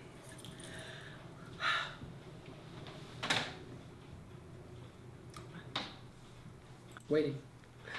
Hypnosis, if you've ever been in hypnosis, Mm-hmm. it's I'm not ready. Okay. That's cringe. Tucker White with a link. God damn it.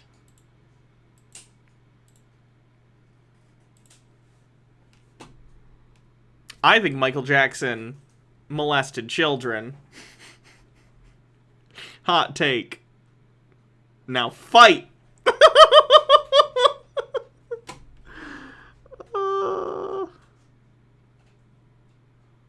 That's not a hot take. You've clearly never said that on the internet then, because if you would say that you believe that reasonably, based on the evidence, you believe Michael Jackson molested children, my God, do you know how many fucking people will jump down your goddamn throat? Maybe not in this chat, but I dare anyone with 100 Twitter followers or more, say on Twitter you think Michael Jackson molested children, and just wait. The people show up and argue with you incessantly. It's ridiculous. Colston says, you being ignorant, Hannah. H. Barrett says, is the medium's name Annie? Also, if so, is she okay? Is she okay? Is she okay, Annie? Okay, let me tell you. I got into a big argument on this one time on Twitter.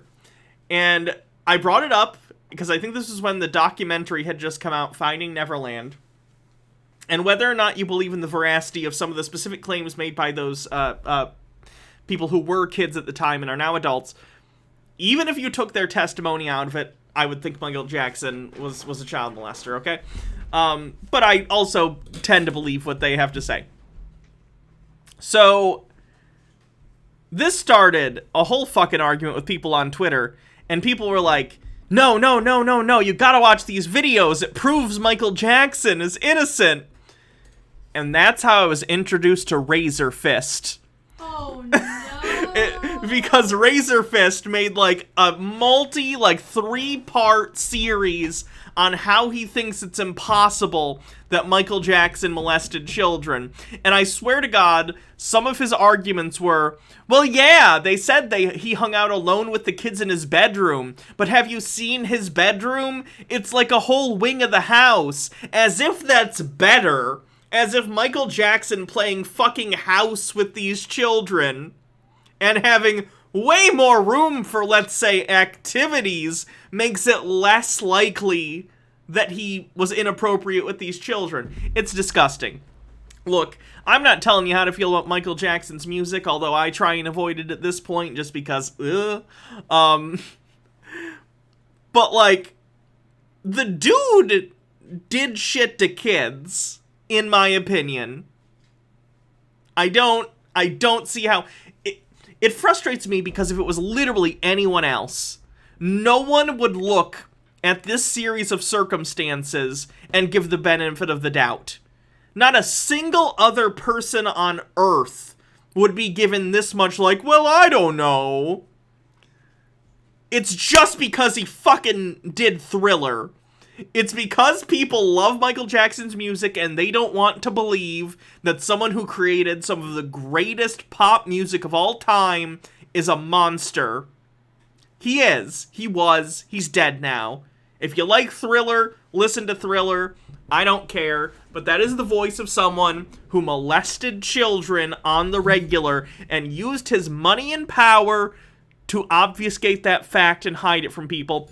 And there were multiple people within his orbit who openly knew about this and let it happen because he was paying them. That's the reality of the world in which we live, and it's scary, and you need to accept the fact that wealthy and powerful people get away with this kind of shit.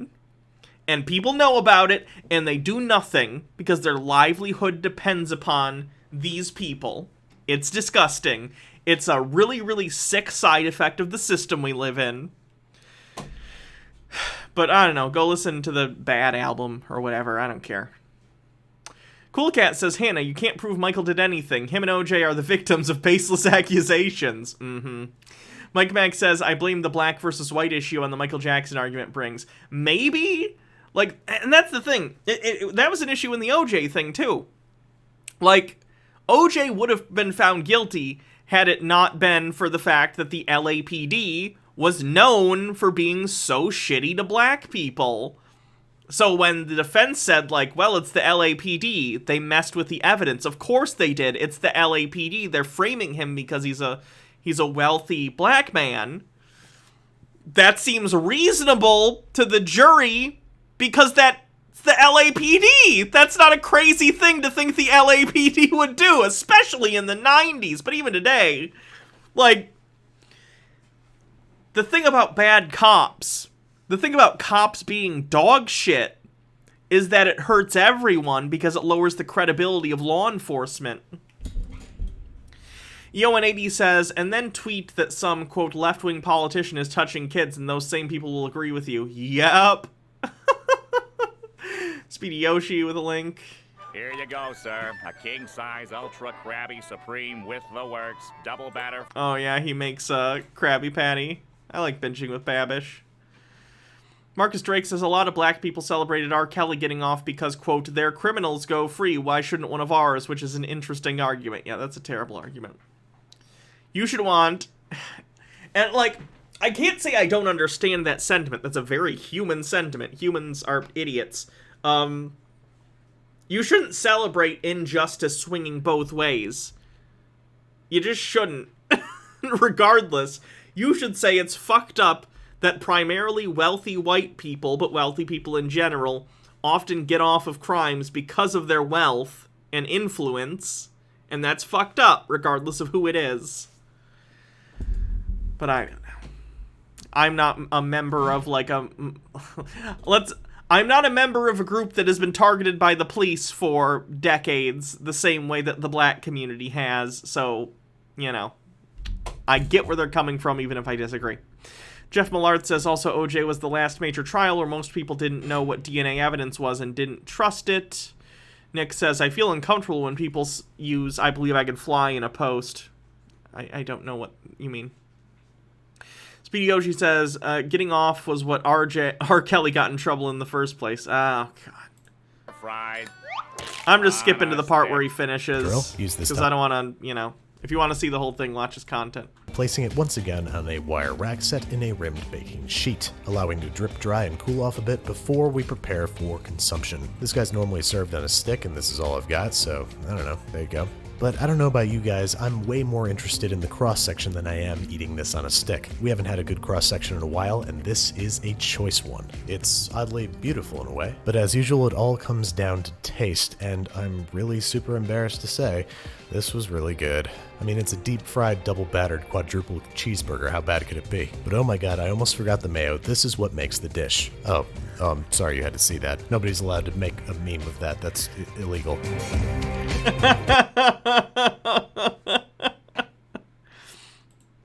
I tried a deep-fried burger. That looks good.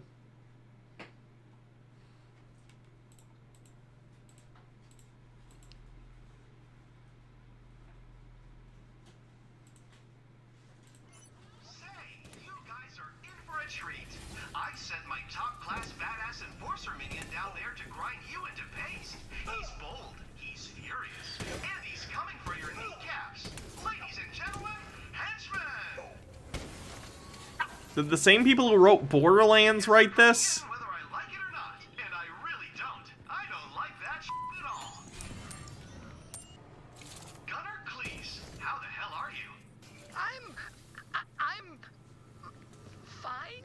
This isn't, but no, this is Battleborn, not Borderlands. Simple Cat Girl says, yeah, when a minority famous person do something terrible because it leads into such a fucking major argument of representation, oppression in the justice system, and bigots using to point a figure. Yeah, it's a whole fucked up thing. Speedy Yoshi says, wait, he's a millennial too, who likes mayo? Yeah, me? I know the video's quiet, sorry, I turned it up all the way.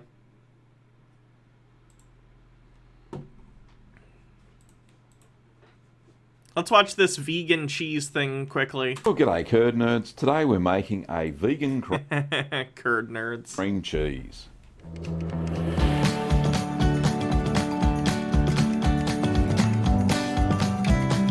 Oh, I don't even like regular cream cheese. So this cheese is made from cashews. So it's not technically cheese. It's more like a nut spread. However, I've had quite a few requests from viewers on the channel who would like me to make a vegan-style cheese. And this indeed is one.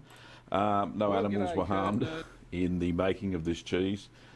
So let's get on and see how we made vegan cream cheese. So I'm using the Mad Millie vegan cheese Have I never had cream cheese and potato soup? No. kit to make this cheese. So first of all, we need to get some raw cashews. So pour 1 cup of raw cashews into a bowl. So make sure they're not salted or roasted. They have to be raw for this to work.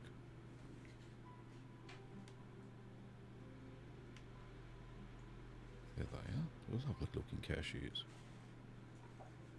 Try not to eat them. Okay, then we're going to fill the bowl with just enough water to cover the cashews. This just makes the cashews softer and easier to blend. So Need I'm a gonna certified cover curd that. nerd I'll just shirt. cover I'm the sure he teeth, sells them. I'm just gonna ahead. the food Looks like he process, just and blends it with some other stuff. So just scraping the sides down with a spatula there, so that we get an even consistency.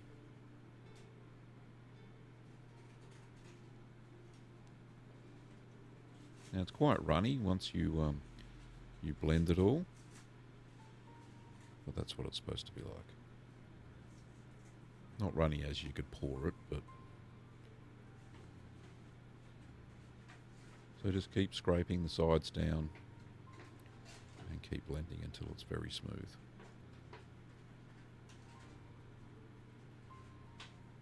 Okay, so it looks pretty smooth to me. Just going to remove that from the food processor. Move that out the way. EO180 says, also I had a strange dream the other day that I was watching you do a tier list stream of what left-wing YouTubers would be really good at right-wing grifting if they tried. That's a good idea. Yeah. Before I get too excited, I've forgotten something. I need a damp cheesecloth and a bowl. I want to make cheese someday. Just line the little bowl with your cheesecloth there. Just to try it. I'm not saying I would get into it, but I'd like to try and make a cheese someday. Mozzarella's apparently pretty easy to make. I could do that. Maybe make some fresh mozzarella for a pizza or something. And then go grab a spoon and just spoon the mixture into the cheesecloth.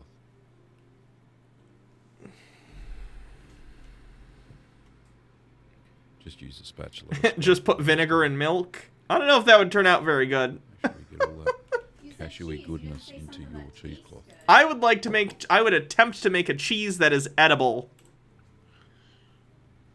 Okay, all If you good. smell something burning, I'm using a hot glue gun. Okay. Baja has been, because we have that, you guys probably saw it, we have this office that's like a double office. This side's my side, that side's her side, and there's a divider. She's been working on proposal stuff over there, like, for days. And I'm very curious what she's doing. She's using a hot glue gun. Rightio, so grab the opposite corners of the cheesecloth and tie it up into a bag, or form a bag with it. Just using a simple granny knot there. Let them drain, and then you got a very nice cream cheese. Now make sure you drain the cheese, like I did, hang it in a piece of cheesecloth or butter muslin, and that will help make sure that the cheese is firm at the end of the process. Now let's see what it tastes like. I've got the slab here, and I've got some crackers. Now it's very spreadable, being a cream cheese or more of a nut spread, if anything like that. And I'll see if I salted it correctly.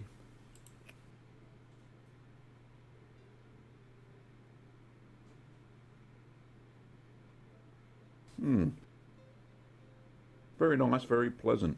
It's not very, it's not gritty. It's smooth, which is good. A little bit of a sour tang to it. That's probably the citric acid we added to it. But very nice. It doesn't compare with normal cream cheese made with cow's milk, of course, or sherbet made from goat's milk. It's got a unique taste. Very nice. Anyway, let's have some more of this. That is a very nice little nut spread. I'm glad that... Now I just want cheese. What's the most popular cheese video? How to make cheddar cheese. Oh, I could watch his video to learn how to make cheese. How to make Parmesan style cheese. Ooh. I'm not gonna watch this right now, but I'd love to try this someday. Would it disgust you if I tried to make cheese? No. Okay. Into the cheesecloth line colander. Yeah, I'd do this stuff when you're not home because I'm sure the smell would not smell great to you. Just like the only thing that's really gotten to me was that ranch Yeah. sandwich thing that you were eating. In fairness, that was because it was hot ranch. Like, it's a thing you microwave and it has ranch in it. Like, hot ranch smells not good. You can see the process. We just. I felt really bad that you threw that away. Oh, it's fine. He got sued over the Parmesan video. Why? Because he probably said Parmesan instead of like Parmesan style. Each of those in half. That's silly. It's not Parmesan unless it's made in the Parmesan region of France. I know. No, that was a joke. Because it's not Cheesecloth can stick to it. Yeah. And you smooth that down as No, well. I don't know either, but I know they have like a trademark on Parmesan Reggiano. Like, it's similar. Pretty easy to do, really. To be Parmesan Reggiano, it has to be from that So you trim any specific excess, area. You need it neat on top and bottom as well. So just make sure you got that all there. Okay. So that's all done now. I put the top. But it said Parmesan style. I assume he changed it, probably. And bottom layer on, just trimming that off, smoothing it down with the coconut oil, the liquid coconut oil. We turn it weekly. Wow.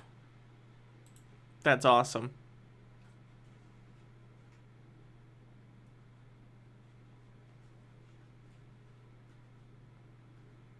Buttermilk blue cheese. Oh my god, that looks vile. Oh my god, look at that! Oh no! I don't think I'll ever be a top tier cheese connoisseur enough to enjoy this. This looks a bit much even for me. Oh my god. So what we're going to do now is scrape off the mold. Oh, you scrape off the mold. That's good. That knife. Now I'm using the back of my curd knife, which is nice and even, and just gently scrape off. You don't want to dig into the cheese. I'm going to gently scrape off the blue mold that has grown on the surface. Now I'm just using a cold water tap, and that gets rid of the mold that sticks to the knife very simply. Now I don't want to dig into it too much. You can leave a little bit of the blue mold behind, that's fine. I can smell that mold. And the sides are the stickiest, so I just had to be quite gentle there. So now we're going to place. Smelling, if you're into blue cheese, nice smelling cheese as well. It's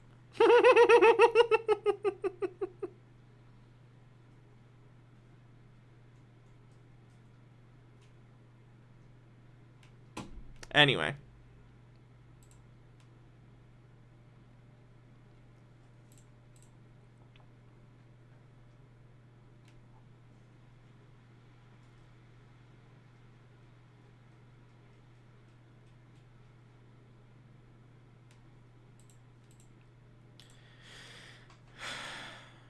Let's see what Call for an Uprising is up to. A call for an uprising.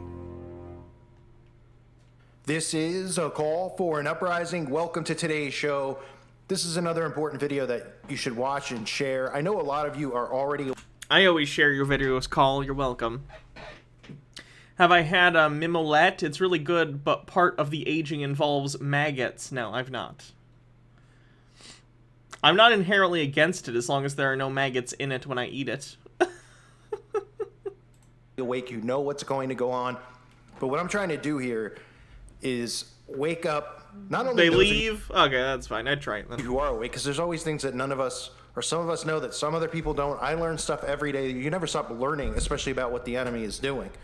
But the reason I'm still here on YouTube is because there's not many more options for people who are suspicious about what's going on. I'm trying to word my way around stuff and show people this stuff, because every day there's new people who are waking up. and think about how important it is to share this information with them and wake up new people. That's one of the reasons why, to me, going on BitChute or somewhere like that doesn't make sense, because it's already people who are awake who are over there. This is where people, who are 15, 17, 20 years old who are looking up a music video or something on the Met Gala. Of course he's trying to get to kids. That's like one of his big things, is he wants to like indoctrinate kids into his weird conspiracy shit. That's the reason he's on YouTube. That's real gross. Yep. Stumble across my videos or something even about the magic potion. And it's so important to know all this stuff. I know most of you do. But we need to talk about the economy and what's going on right now. Because obviously a lot of us have talked about the crashing of the market and everything else. And it's just been a... Princess Amelia says, Call, the reason you're still on YouTube is because you're the Jedi Master of ban evasion. Build up, right? Well, now we know for a fact that it's coming. And the reason that we know it's coming and that the dollar is going to be worthless is because we have a global event that's occurring. And that's why this whole thing makes perfect sense. They could never do a world war with every single country in the world, right? I don't know how to break it to Call. What did he say? But there's already been a couple of those. I don't know if you know about it. They're kind of big in the history books. What did he say? He said they could never do a world war with all the countries in the world. I assume he meant World War III. I know. Every single country is going to reset. That is the World Economic Forum's motto. Remember? Can't play that because music. Still music.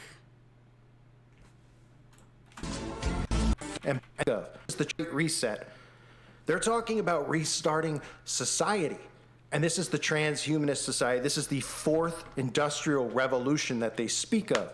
He is so obsessed with the idea of transhumanism, and I swear to God, it's just because the word trans is in it. He genuinely thinks that transhumanism is trans. Yeah, it's very weird. A call for butt stuff says, a call for butt stuff. Mike Mack says, Call, why do you care? Just shut up and wait for Jesus to return, right? And what that curtails to happen along with all of this stuff and martial law and police states and those things coming. They speak of. Who is they? For those who don't know, I feel like I've said this on stream before, or at least he's said it. Call is an anti-Semitic conspiracy theorist. When he says they, he believes that there is a secret Jewish cabal of evil puppet masters controlling the world. It's anti-Semitism. It's like classic anti-Semitic conspiracy theories. It's bullshit. It's absolute horseshit. It's disgusting. And the fact that YouTube lets him on this platform is just another indictment of YouTube and their inability to moderate their content. Blackwing Hecate says, I mean, us trans people are like arch transhumanist. We're about using science and technology to transcend what we are. Different thing. Transhumanism has a pretty specific definition. It's like combining technology with human anatomy or using genetic engineering to make a better human. Like, it's sci-fi stuff that we just don't do currently. It is the destruction of the economy. So what I'm talking beyond like using some sort of genetic, like CRISPR type thing to eliminate some sort of genetic diseases. I'm talking about like genetically engineering a human that's stronger than any human being could possibly be, or faster, or smarter, or whatever. Biden is doing is part of his job. And it works perfect, right? Because he looks incompetent. I'm sure in real life he really is incompetent. I don't even think he's human, to be honest with you. I think he's fully under possession. I mean, it's just not human. You know, and if he is just doing the act, he's very good at it because it seems very real. And maybe, you know, people out there don't think it's an act, then fine. But the simple fact is he's doing what he's supposed to do. He's put in this place to destroy now, to destroy the economy, to destroy America. His motto, build America back better. Yeah, he's talking about Biden.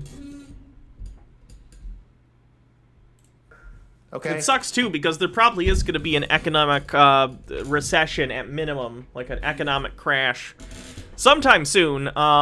Like every previous, I believe, economic thing, you know, 2008, the Great Depression, other stuff that has happened in between those two events. were preceded by like 4 to 6 months of inflation at or above 4%. And the past 4, maybe 5 months, I believe inflation has been at 4%. This isn't Biden's fault. In fairness, I don't necessarily think it's Trump's direct fault either, outside of the fact that if we had controlled the COVID stuff earlier on, it would be less of an issue. But basically, because COVID got so out of control and everything had to close down and we had to do the stimuluses and so much extra cash got pumped into the economy, inflation was inevitable. And not great. Not great things when that hits all at once. So I'm hoping that's not true, but I have a feeling we're going to have a pretty bad economic downturn sometime in the next year. And it's going to all get blamed on Biden, and 2022, Republicans are going to retake the Senate, or at least the House. I don't know about the Senate. No, they probably will the Senate. I don't know about the House. And then 2024, who the fuck knows? But, like, it's a whole thing. Do you see the underlying tone there? Build America back better, to rebuild America. Well, when did America need rebuilding? They convinced people it needed rebuilding because... Now, because our infrastructure is dog shit and hasn't been updated in a nationwide sense since, like, the 60s. Because of Trump, because of the left, right, the racist, all this stuff that they engineered the entire thing. And the people just fell for it hook, line, and sinker like sheep, because that's what most people are. They believe what they hear, they follow orders, they follow social engineering, they follow dressing trends because it's cool to dress this way, they're told this way. That's why guys are wearing pretty much skinny jeans at this point. I mean, guys are more... Welcome to 2008, Call. Are skinny jeans even a popular thing with guys these days? I don't know. I don't know. I think they're just pants now. Like, that's not a new thing. Skinny jeans have been popular for a really long time. The fashion. Paul saw some kid or some dude, man on the street, saw him in skinny jeans and got mad about it. Yeah, probably. And guys are wearing makeup. Why? Because the mainstream media tells them this is how you...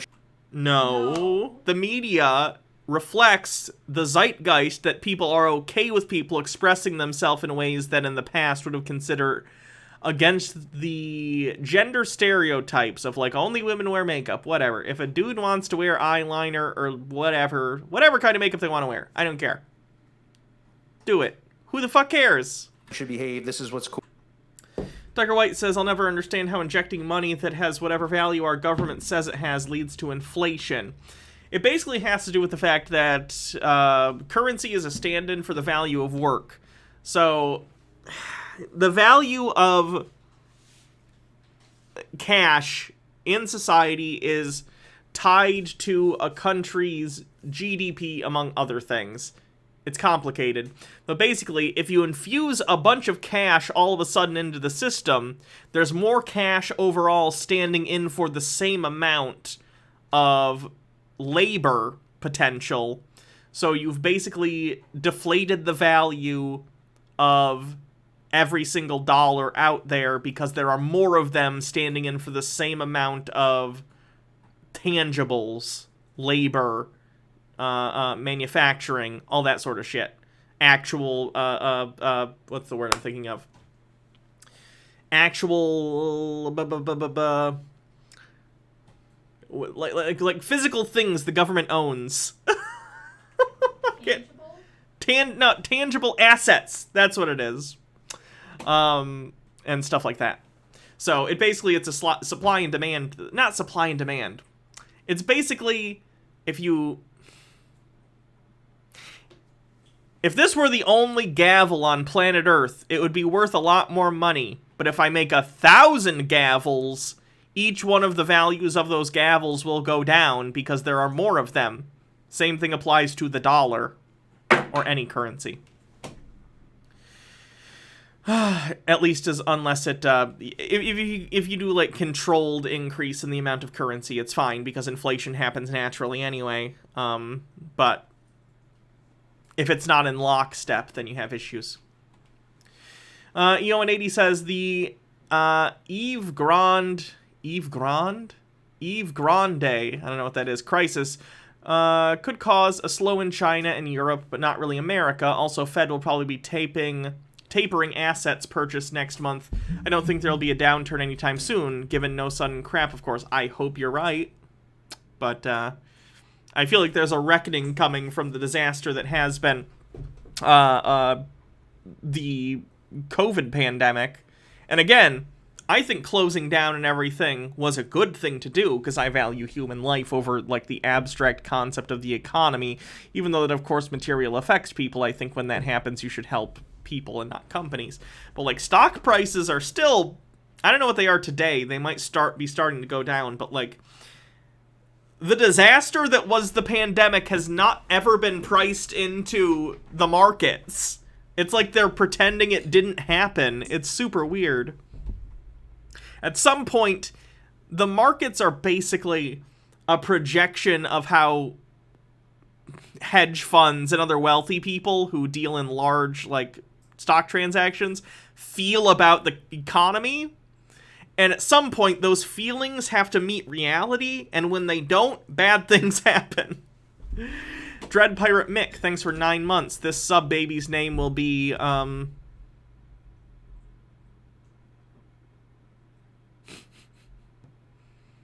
Well, give me a sub-baby name.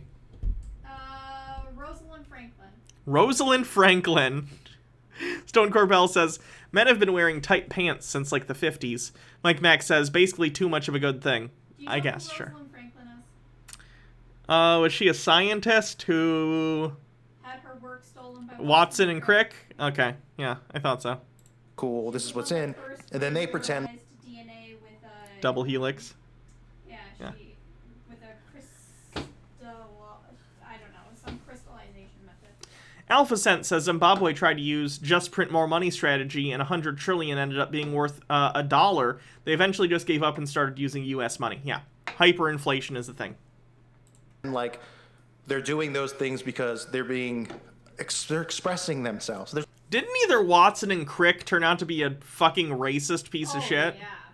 Like air quote race realist. Oh, racist. Yeah. Oh, yeah. That fucking sucks. They fucking... Oh, I can't remember which one it was, and I don't want to say, but one of them had a bunch of their statues ripped down at one of the institutes that's named after them. Gotcha. Because, yeah, he's a trash can human being. Okay. Friendship ended with Watson and Crick. Now Rosalind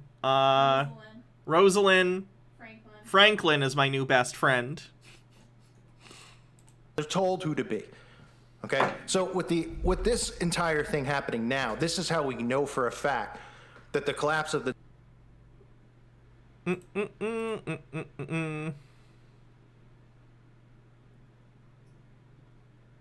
I'll wait. The dollar and the economy I pulled up the report thing, but I'm going to try and find a specific thing to report.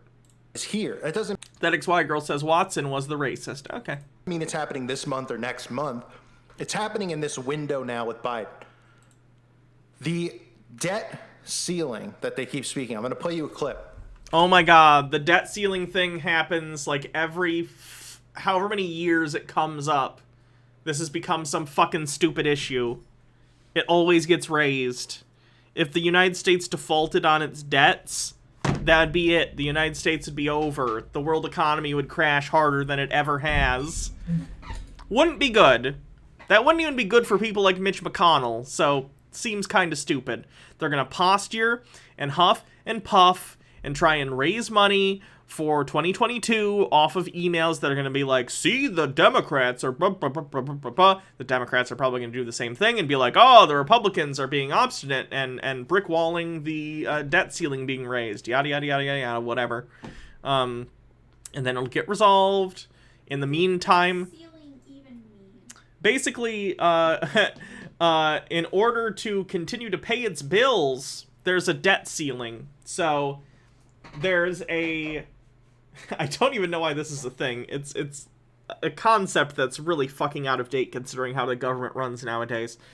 There's a maximum amount of debt the United States federal government is allowed to take on. Okay. And if they don't raise the debt ceiling, then they will default on all payments to everyone. Okay. meaning the credit and faith of the United States, which our fiat currency is based upon, would fall apart, and United States would no longer be a reliable person to loan money to, and it would crash the global economy, it would crash the dollar, whatever. Okay, so there's an arbitrary number. Yes. That the United States is allowed to borrow. Yes. And it's set by Congress. Congress. Yes.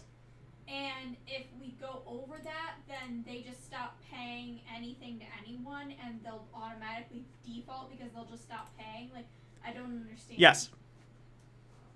Why would that happen? Like, why would... Because the system is stupid and archaic. Okay. My brain hurts. I don't want to think about that. And this argument, I think it shut down twice under Trump. It happened at least once under Obama, but it might have been more. I don't remember. That was a while ago now. It was 8 years, so it must have been multiple times. But when that happens, you see it in the news. The national parks close. Federal employees have to go home because they can't be paid. It's really, really, really stupid. What's the... Like, why wouldn't people raise the debt ceiling? It's a political tool at this point. Republicans usually use it, and I think Democrats have even used it at least once, just to try and negotiate some dumb bullshit. Like, right now, they're in the middle of trying to discuss the infrastructure bill and stuff, so Republicans are going to say, we're not going to raise the debt ceiling unless you lower the amount of money going into this infrastructure bill, and probably try and rip out a bunch of the, like, Green New Deal type stuff.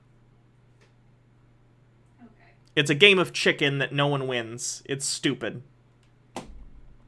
The only people who get hurt, surprise, are working people who work for the federal government. I fucking hate this country. H. Baird says, fun fact, they suspended the debt ceiling for pretty much all of Trump's term. Shock. Which should honestly just be the state of things. Period. It's a stupid political theater thing that happens every once in a while, and it just hurts people. Dirt Jur says, we should never have based our currency on tiny Italian cars. Yo80 says, fun economics joke. Economists have predicted 15 of the past 5 recessions. And I know when you hear a lot of these people talk, it's just a snooze fest. Let me see how my stocks are doing. I haven't checked them in like a month. I don't do day trading. I just, I let it ride. Let's see how they're doing. Hearing the senators and that's the whole point, though, because they could tell you this stuff and then people don't listen. When I was a teenager and I heard these guys talk, I was like, oh man, this is so boring, like C-SPAN and... Okay, I'm sorry that you're bored by politics. That's fine. That doesn't mean everyone else necessarily is. My investments are still fine. All that crap. But the debt ceiling is a big part of what they're doing, because they're going to continue to pump this debt thing up, right? So that, people aren't paying back loans, so that they... Wow, my Nintendo stocks fucking tanked today. I guess people really don't like the casting for the Mario movie. That's kind of fucking hilarious. Seriously, look at this. Can I show this without... Hold on. Let me show you the Nintendo. Oh my god, that's terrible. So these are my Nintendo stocks. Up, up, up, up, up. Crash. Look at that. People really don't like this crap. That's a shame. Did I lose money? Oh yeah, I lost money. I didn't lose. I lost value in the stock. I'm holding on to it. I'm not selling it right now, so it's fine. But they can come in and just smash the dollar. And this isn't just going to happen in America. It has to happen worldwide. That's why the timing is now. If I wasn't semi-broke right now, I'd actually buy more. Well, it's because I try and buy stock. And by the way, I don't like the stock market, but while we're in a system that I disagree with, I'm not going to use the system to try and be successful.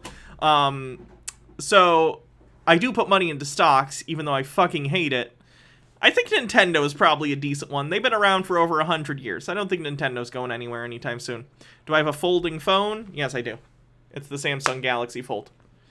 Someone said I was rich the other day for having this. No, I financed it. I'll be paying this off for 2 years. I'm not rich. Maps and Mimic says, what's the resolution to the national debt? Like, we're how many trillions in debt or whatever? How does that play out? I don't know.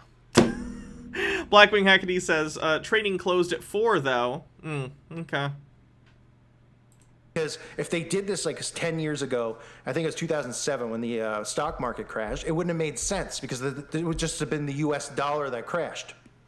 They need all the markets to crash because everybody is on board. That's Call, if the United States economy crashes, or if China's economy crashes, or if someone big in Europe's economy crashes, it affects everyone. We live in a global economy. They're all intrinsically linked to one another.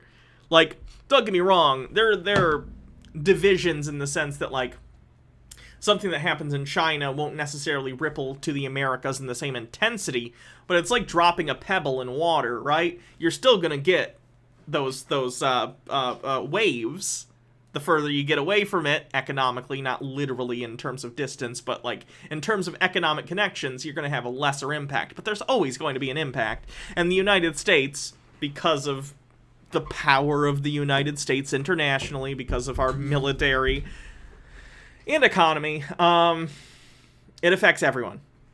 Krizia says it wasn't only the U.S. economy that crashed in 2008. Yeah, it wasn't.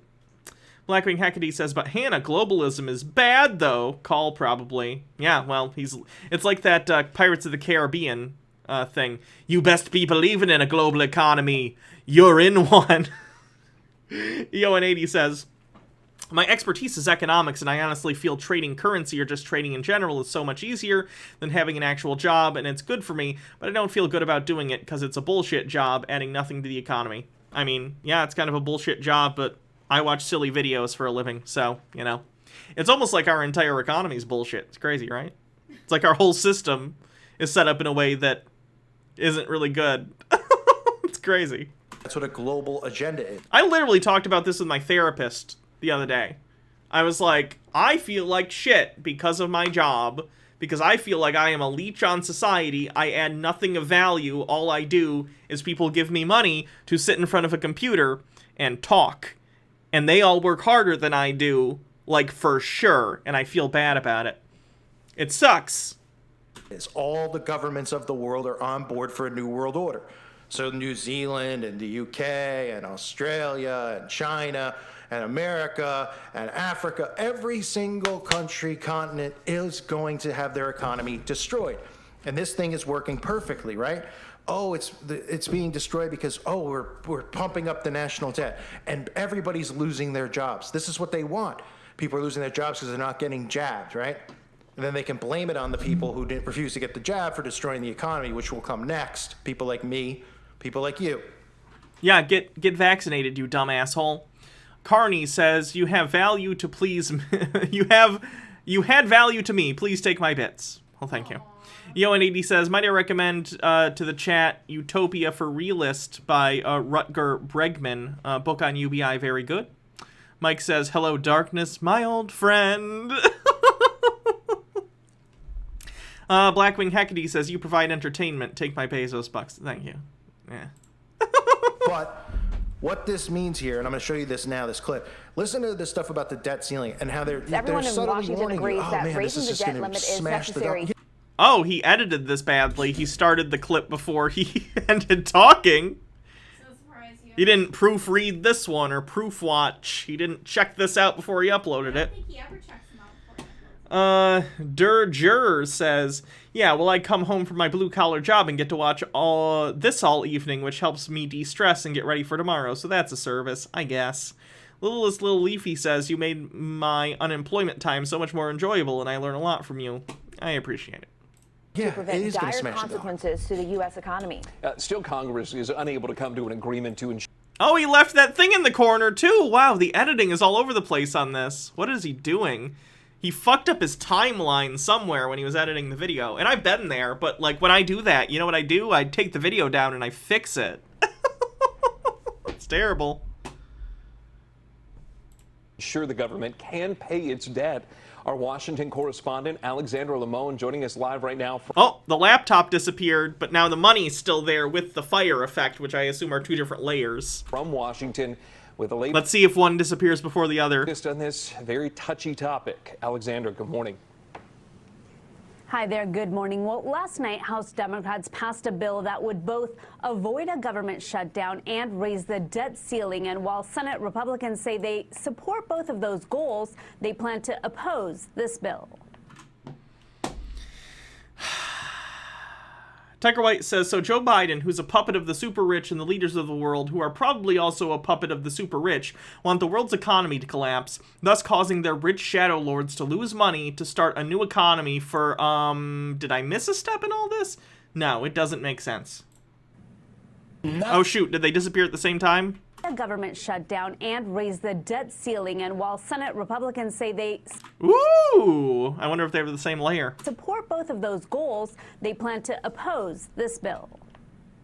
Nothing would be more irresponsible at this critical moment than messing with the full faith and credit of the United States. As the economy recovers from the impact of the pandemic, Democrats like Senator Mark Warner say if the government doesn't raise the debt ceiling and pay its loans, the cost will be huge. If interest rates go up due to a default by only 1%, that adds an additional $200 billion a year minimum on interest costs. Democratic Senate leader Chuck Schumer said not raising the debt limit is like for those who don't know, fire. Countries and governments specifically have a credit rating similar to you have an individual, credit score. Countries, governments, the federal government, state governments, and local governments also have their own credit rating. So if you default on payments, you know this if you're an adult, your credit rating goes down.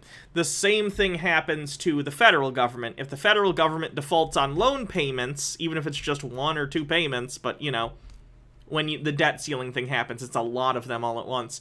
It hurts their credit score, and then when they go to get loans from anyone, whether it's through bonds or through any other country, Japan, China, the UK, any other country they go and get loans through, then the interest rate is higher, thus making the future rate that they're paying in interest worse and increasing the debt even more than it already is. It's all very stupid. It's so weird to me, and I understand why it exists. Don't get me wrong. I'm not one of these people that thinks, I get it. Fiat currency is a necessary thing in a modern economy. I don't necessarily think it's a bad thing. But it's so weird to me that the United States will lend money to other countries and borrow money from those same countries, but they're separate debts. And they're both just printing money based on their view of their economy and how much money they should have in the system at one time as a stand-in for the value of the labor and produce of a country. It's all made up.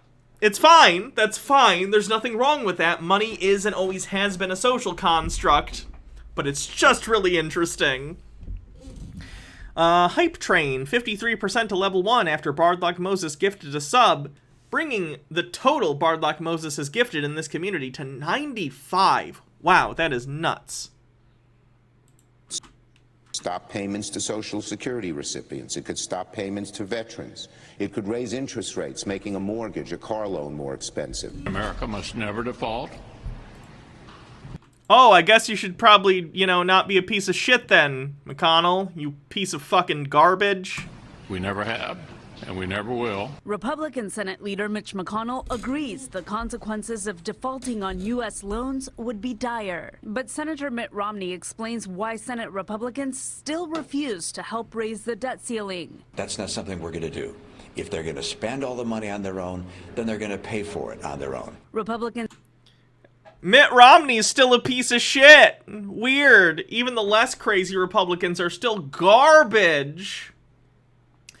Oh, holy shit. Maps and Mimics, thanks for gifting 5 subs in the community. Wow, they changed the sub gift thing, at least on mine. Thanks for gifting 5 subs, and then Procagom, thank you for gifting 5 tier 1 subs. Much appreciated. Oppose plans by Democrats to spend trillions in the coming years on measures like universal preschool, community college, child care subsidies, and green energy. All of these things are good. How many tens of trillions of dollars did we spend on a war in Afghanistan that gained us literally nothing? Fuck that. Fuck these people pretending to give a shit about, oh no, what about all the money we're gonna spend on this? Fuck you. Every time stupid assholes want to go to another country and kill civilians for some stupid economic reason, oh, we have all the money in the world for that. Trillions and trillions of dollars over fucking decades. But all of a sudden, we want to actually work on improving the lives and futures of people in this country. All of a sudden, oh, we can't fucking do that. Where are we going to get the money? By taxing rich people. Fuck you. I fucking hate this shit.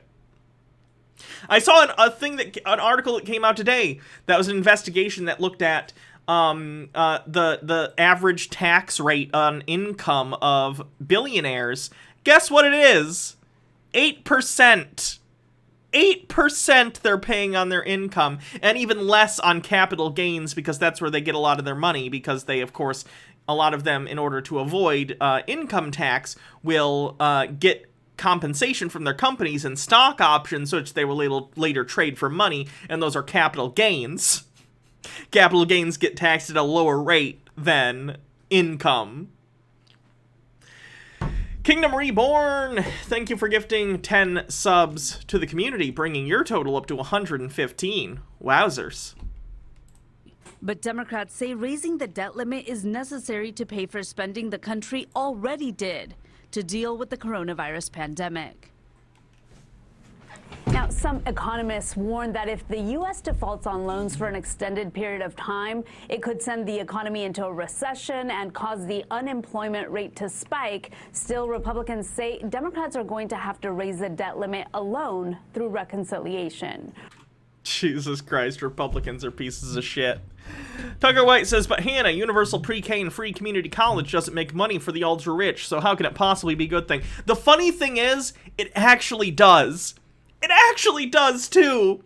If you want productive, intelligent employees to make your business run smoothly, having them educated well from preschool or kindergarten all the way through college is a really, really good thing, believe it or not. And I know I'm not devil's advocating against you. I know you already know this, but it just frustrates me that all of these companies and big lobbying groups are so interested in next quarter's profits that they're not even thinking about long-term strategy.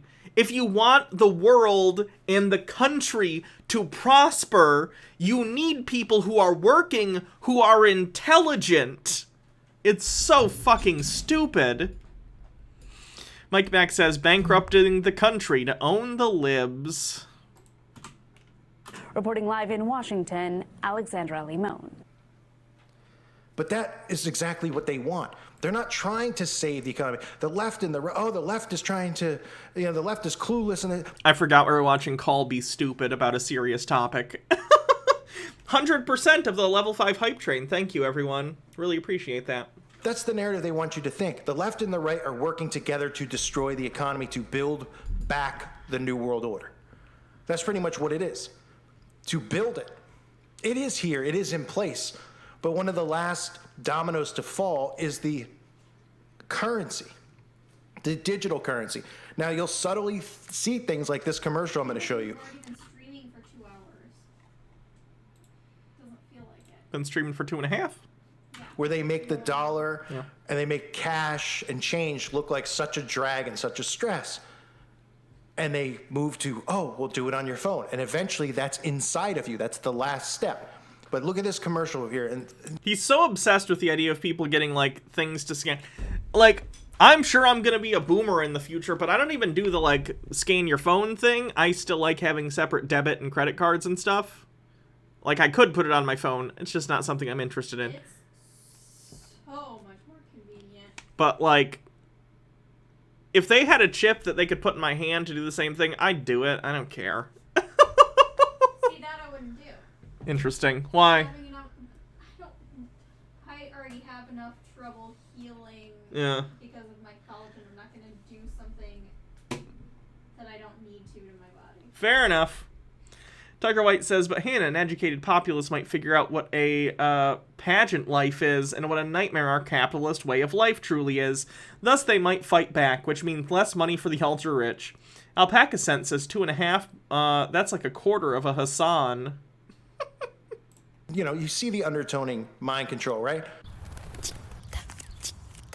1, 2, ding ding ding ding ding ding ding ding ding ding ding ding tiki tiki tiki tiki tiki tiki pow ding ding ding ding ding ding ding ding ding ding ding ding. Okay, call. So this is an ad for Citizens Bank, who has an app, apparently, that allows you to use your cards through your phone. So Citizens Bank is a private company that's trying to show people through an ad to manipulate them into showing them that cash is impractical or annoying, or that cards are impractical or annoying, which isn't really necessarily the case. But again, the entire point is to try and get people to come to their bank and open an account so that they can make a profit off of them and their money by using this app and by having their money in their accounts. This is not the government call. This is a private bank.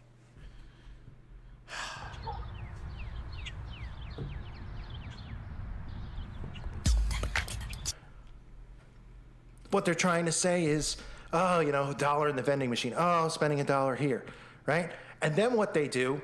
I've yet to see a vending machine with a tap-to-pay thing. They probably exist. I haven't seen one, though. That you got the Coke out of in the mall the other day. Did it? Oh, I didn't notice. Cool. Is everybody starts doing things electronically, and eventually they convince you... Call. Everyone already does things electronically. 99% of people mostly use the online banking and debit and credit cards for things and pay their bills online. Only old people pay with cash or checks. Like... You're on the internet right now. The internet was coming from inside the house. Sometimes I seriously think that he is, like, struggling with dementia or something, and he doesn't understand things. It's really kind of sad. I don't know. He's got something going on with his brain. Well, to go from your phone, you put it in your wrist. You put it in your body. No, I would never raid Peter. That would be considered brigading, and I wouldn't do that. You become part with it. And the dollar doesn't exist. A cryptocurrency exists, a digital currency. I don't think cryptocurrency means what he thinks it means, because, like, just putting American fiat currency digital, right? Like, using, like, paying bills online digitally or using credit cards or whatever, that's all digital, but that's not a cryptocurrency. A cryptocurrency means a specific thing, like Bitcoin or Dogecoin or any of the other ones that use, cryptographic encoding or something in order to secure transactions. It has a specific meaning. It doesn't just mean, like, digital money. It has a specific meaning. Part of the plan. And how do they do that? How do they start removing the dollar? Because people will have money. And people will say, well, what am I supposed to do with my money? Well, they'll be able to transfer it likely, but they're going to stop having it circulate. That's why you go to stores and you see we don't have exact change. We don't take cash. That's why they said when this whole thing...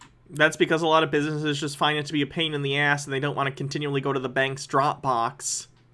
It's fine. They're allowed to do that. Broke out. Countries shouldn't be passing cash around because the germs on the cash. Works perfect, right? The change. Well, there's not enough change. What, nobody's working and printing change? There's food shortages. Why? There's all of these shortages are all done on purpose. Call. If businesses want change nowadays, they have to go to the bank and get change. Most people do not pay for things in cash. Even small purchases. Like, I only use cash if I absolutely have to. I don't pay things with cash. And if I do, then I end up with change and I throw it somewhere and almost never use it. I literally have a terracotta pot sitting in front of me filled with change. Yeah. Change is a thing you get incidentally until you have enough that you take it somewhere so you can transfer it into money that you actually use in your account. Purpose, as most of you obviously know. Cool Cat says, does Call get his Patreon money through a check or does he accept the digital currency? That's a good question. He's accepting digital payments online. That's how you get a membership to his website. I've looked into it. So he already accepts digital currency. But I'm trying to help people see this and see what's coming. Now, I'm not giving any advice on what you should or shouldn't do, but personally, I would keep very small amounts of money in the bank.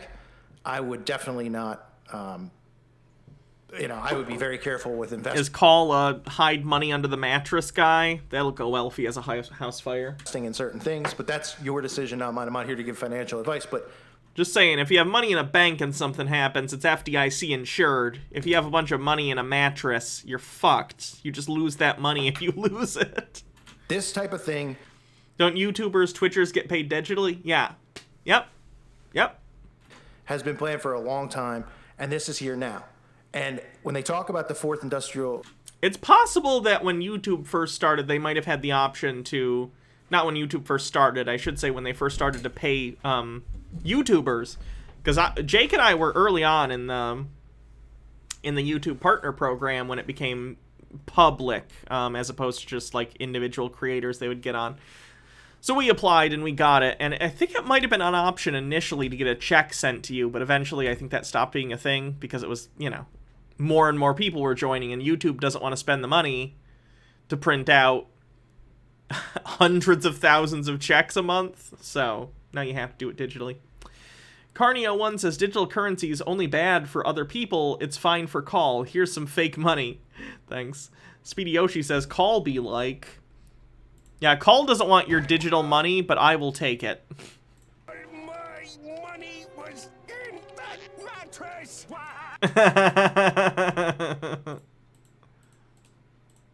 Revolution, which I played many clips in other videos, nobody elected this guy to decide, but of course in Bagelville, Oh, there's the anti-Semitism.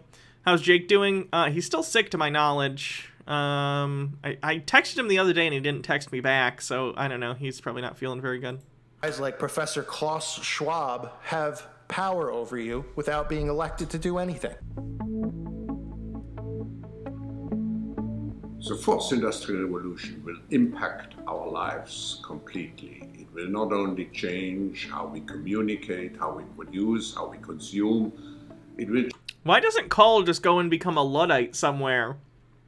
Like, seriously, why is he on the internet? Just go somewhere and go and live the life you want. That's fine. Because God called him to do this.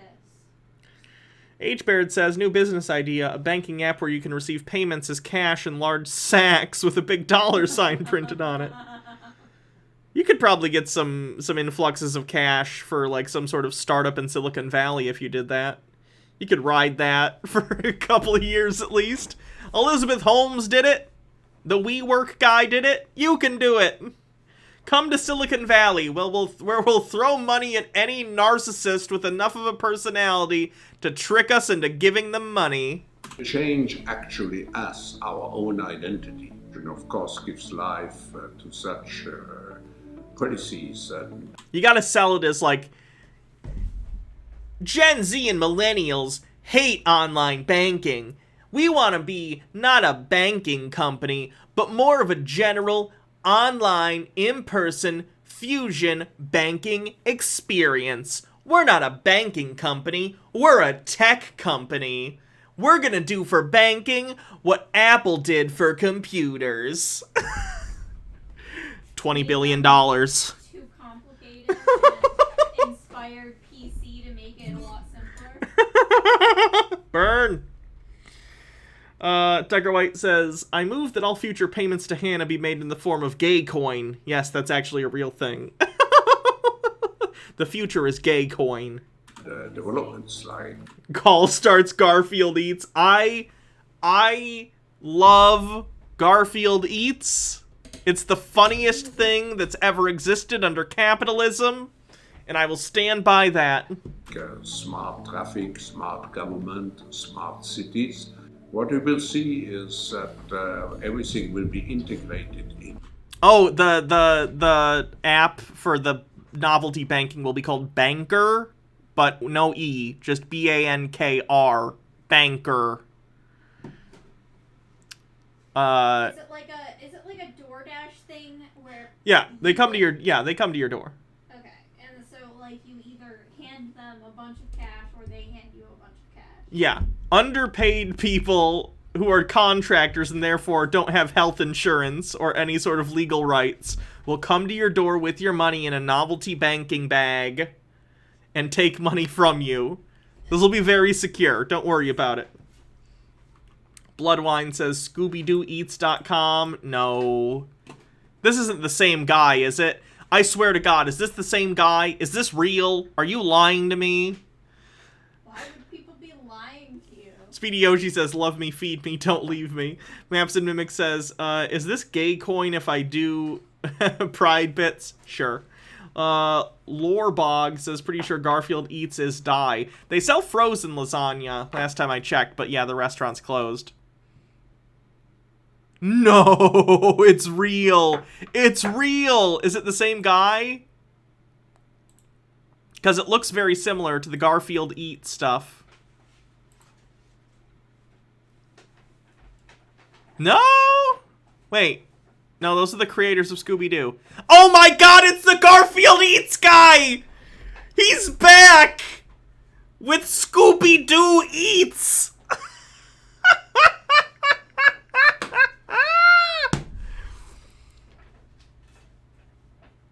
Garfield Eats went so well, he decided to do the same business plan, but with a different cartoon character and expects it to be different. Voss from Far Cry 3 needs to come in and give this dude a speech about the meaning of insanity. P-Meal says, have you heard about the Patreon's new impending requirements demanded by MasterCard for artists producing adult content? They'll be required to upload ID to confirm their age and identity. Banks and credit card companies seem to be on a puritanical crusade lately. Yeah, seems silly. Mike Mack says, Rob Schneider in Narcissist in Silicon Valley. Tucker White says, I heard Hannah say, plebs, bring money to your door, so all I can think of is this. Come again, sir. Speedy Yoshi says, I was fine when he destroyed that Orange Cat's reputation. No one cares about him, but you don't touch Scooby-Doo. Is he still doing Garfield Eats, or did he completely give up on that and now he's just doing Scooby-Doo Eats? I would, please let me see the food that Scooby-Doo Eats does.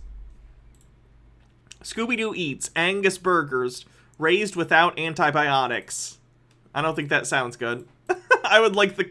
If I'm going to eat animals, I would like them to have antibiotics, please. Big Cow Lasagna. This is the same exact lasagna they sold at Garfield Eats. It's just in a box with Scooby-Doo now. But this is the Garfield lasagna. Speedy Yoshi says... Oh, read that one, sorry. This is just the Garfield lasagna. Again. Literally. Oh, no.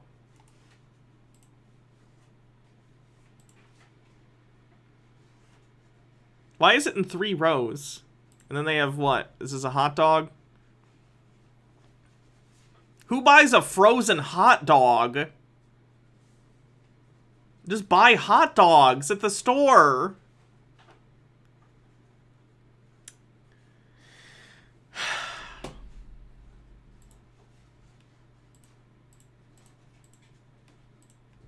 To a ecosystem driven by big data and corn dogs are different. Like a corn dog, the outside of a corn dog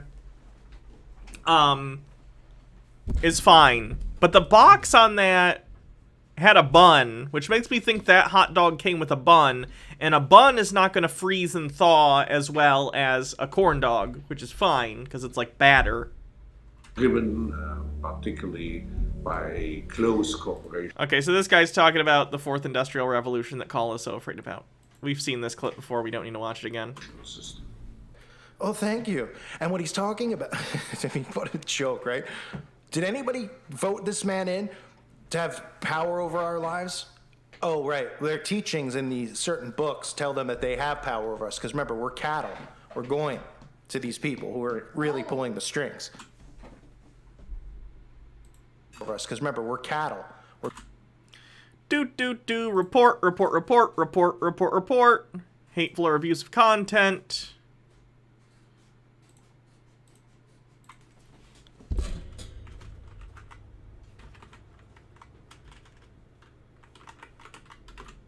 I always spell anti-Semitic wrong.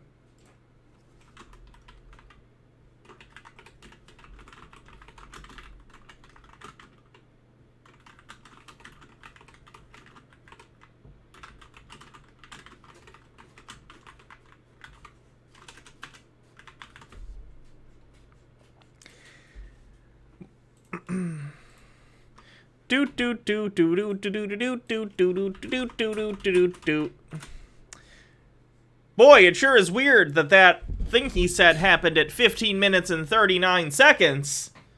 Boy, at 15 minutes and 39 seconds, that sure did happen. What a bummer that at 15 minutes and 39 seconds, he did something that is against YouTube TOS by doing an anti-Semitism. Wow. I'm glad I reported that. We're going to these people who are really pulling the strings. These people who have deceived this entire world completely into buying into these systems of government that don't really exist, where all these guys are working together and people in America think that these the liberals are destroying this. You'll feel like this is also against Patreon TOS.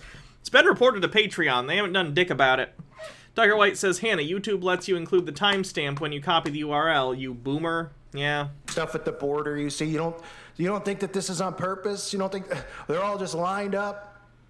Right? This is causing chaos amongst the left and the right. This is causing all of these things where they're going to blame it on, they're going to blame it on us, but they're... Oh, that shelf is coming tomorrow now. Wow. Yeah, the fulfillment center must be real close by. We're going to destroy the economy, right? Oh, these people came in, the borders weren't free, they're losing jobs, the economy's been destroyed, people are working for nothing. They need to reset the dollar, which means resetting currency, because the dollar won't exist. They could still call it the dollar, the digital dollar, Bitcoin, whatever they want to call it, they'll call it. Does he think... Did he not realize that the dollar is already, like... I don't know! I don't know what he thinks. The vast majority of transactions in the world are already digital, call. Let's see. What percentage... What percent of global transactions are digital?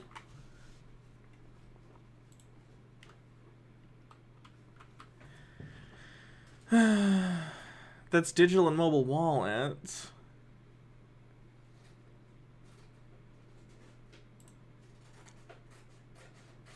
That's digital wallets. I'm not asking about digital wallets. 92% of the world's currency is digital! 92%!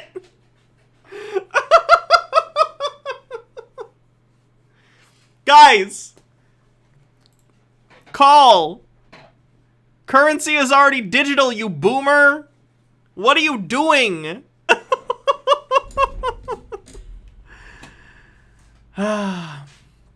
Freaking Out says, the fact that these aren't spelled with an R at the start of every syllable is a crime. Atheist Brony with tier 2 for 9 months says, here's hoping for many more happy months. I hope you're doing well. 9 months. Stream baby name.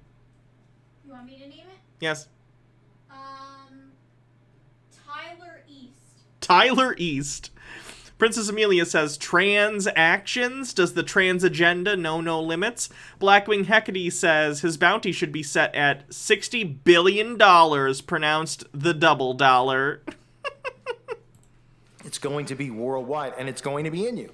When he's talking there, that disgusting human... Oh yeah, put the currency in me, big government. ...being, he's talking about this being inside of you. Artificial intelligence. Right? Everything being virtual. So when the commercial I played earlier, when you see that, when they're making fun of money, like money is suddenly a big burden on everyone. AI doesn't exist like you think it does yet. It's sad. The whole machine learning thing, and I understand for marketing reasons that they call it AI, but it's so funny to me that, like, machine learning shit gets labeled as AI and all of a sudden idiots freak out about it. Like, oh my god, I've seen movies and AI hurts people. No, we don't have anything close to true AI. Maybe we never will. I don't know. I don't care. Maybe we will. That'd be cool. But what we have right now is not true artificial intelligence, not generalized artificial intelligence. Tucker White says, putting the money inside of us? God damn it. The money was inside of us the whole time. Cash is a burden. They're trying to tell you and prepare you for this by going to your phone. And I get it. Oh, it's easier. I mean, I've never paid with my phone because I'm not capable.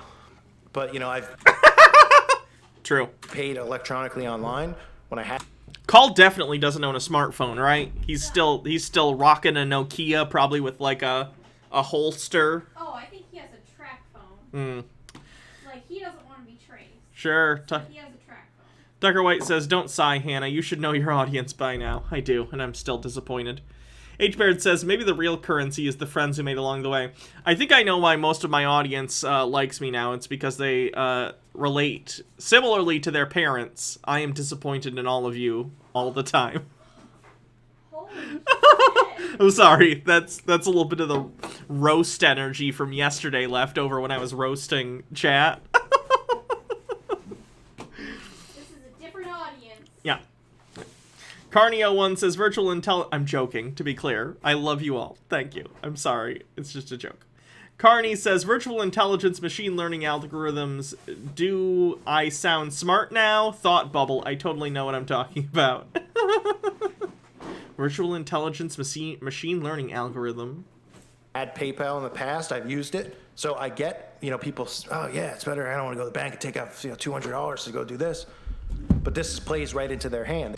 You love us as long as we provide Bezos bucks. Not all of you pay me. I enjoy all of you who watch the show, genuinely. I appreciate the bits and stuff. That's how the show runs. It wouldn't be able to run if people didn't, but I enjoy doing it. I wouldn't do this if I didn't like it. The convenience. And I have very little social interaction outside of course, the lovely Baja Blast. So, you guys are the main outlet of social interaction I have. Parasocial interaction. And all that stuff. They're going to make this whole new world order be convenient in the mind for people, when in reality it's going to be part of it's going to be taking the mark. So you have to be aware and prepared. So you could expect the economy to be completely demolished with the debt ceiling thing. It's just part of it. And that's why I'm covering The debt ceiling thing has been an issue multiple times in the past decade. because it's a part of their plan.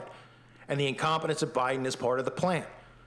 And it works perfectly because the people on the right are the ones who are eventually going to be deceived. The people on the left are foregone.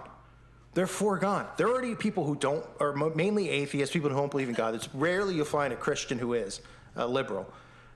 And if they are, they're likely to be ones who will take the mark anyway because they won't believe it's the mark. The people on the right are going to be deceived, and that's why Trump plays into this big time as either being a false prophet or the anti, because he's going to be the guy that comes back in 2024 when this place is a complete scrap heap, or even before then. If they smash it and do something else before then, either way, he'll be the guy who comes in as the savior to save and whatever he says, a lot of people on the right will follow. And that's why the gate is narrow, because a lot of Christians are going to fall for this deception. That's why I warn about it. And I'm not saying that's 100% that he is the one or the other, but he plays a role in it, and it's very obvious that he does. Because if you can't see what they're doing by destroying everything and blaming the right blaming it on the left, and the left shrugging their shoulders going, well, you did it, Trump set this up first, and they just came in, because they believe whatever they hear on the TV. Stromboli for Wi-Fi says, you're only like 6 months older than me, but I consider you my mommy. Hannah, since I have a baby, I guess that makes you a grandma. Feel old yet? I felt old since the day I was born. I mean, you've had to deal with your parents. Yeah. I'm already graying pretty severely. So am I. I'll have pretty sweet witchy vibes by the time I'm 40. I imagine this will all be gray by then. At least I'm better off than my dad. He started going gray when he was like 18. I mean, I guess I also started going gray when I was 18. Yeah. My My brother, I don't think, has started going gray. So the TV will constantly still blame this on Trump, so they'll just believe that. But they'll be taking the mark anyway. They'll be going along with artificial intelligence, taking the boosters and all that stuff. The people on the right are the ones who are going to be deceived after this, and the destruction of it is coming now. I wonder Courtesy. how Paul feels now that it's been recommended that people don't get a booster other than the people that are at high risk. See, I find this interesting. I was going to talk about this earlier, but I was like, I don't. But now I'll use this as an opportunity to talk about it. Recently, the why can't I think FDA? And World Health Organization. Yeah, basically they held hearings and were, using information to determine, is it something that we should look into to get people booster shots at the current juncture. And they ended up saying, no, they're not necessary. The current vaccines seem to be holding up. It's fine. We don't need boosters except for, the incredibly elderly or immunocompromised who can get the vaccine. Some cannot, but... And people that are, in healthcare that sure. have high risk of catching Yeah, people in healthcare. High-risk groups, basically. And you'd think this would fly in the face of everything the conspiracy theorists believe, right? Because they've been saying, for months and months and months, like, the FDA's just gonna do boosters forever, blah, blah, blah, blah, blah. And the FDA didn't do that. They listened to the evidence and were like, oh, we don't need them right now. You're fine.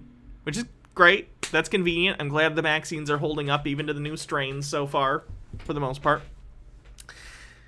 But all the anti-vax people are like, aha, we finally got a win! And it's like, how would you have a win if the FDA was this evil cabal organization? That doesn't even make sense. It would be impossible for you to get a win because it would be fixed. You know what I mean? Like, it doesn't make any fucking sense.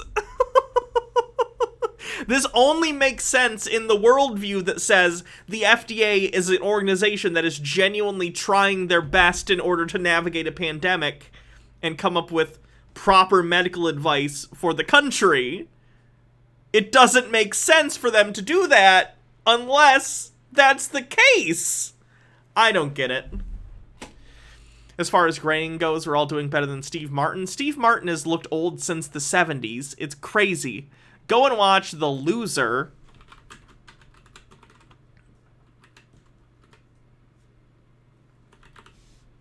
Which is a great movie, by the way. Some of it has not aged well. I'm not going to lie to you, but it's a movie from the 70s. So you all know how that is. But, oh, The Jerk, not The Loser. I'm dumb. The Jerk. He's not the loser. He's the jerk. Thank you. This was Steve Martin in The Jerk in 1979. Steve Martin has looked like an old guy his entire career.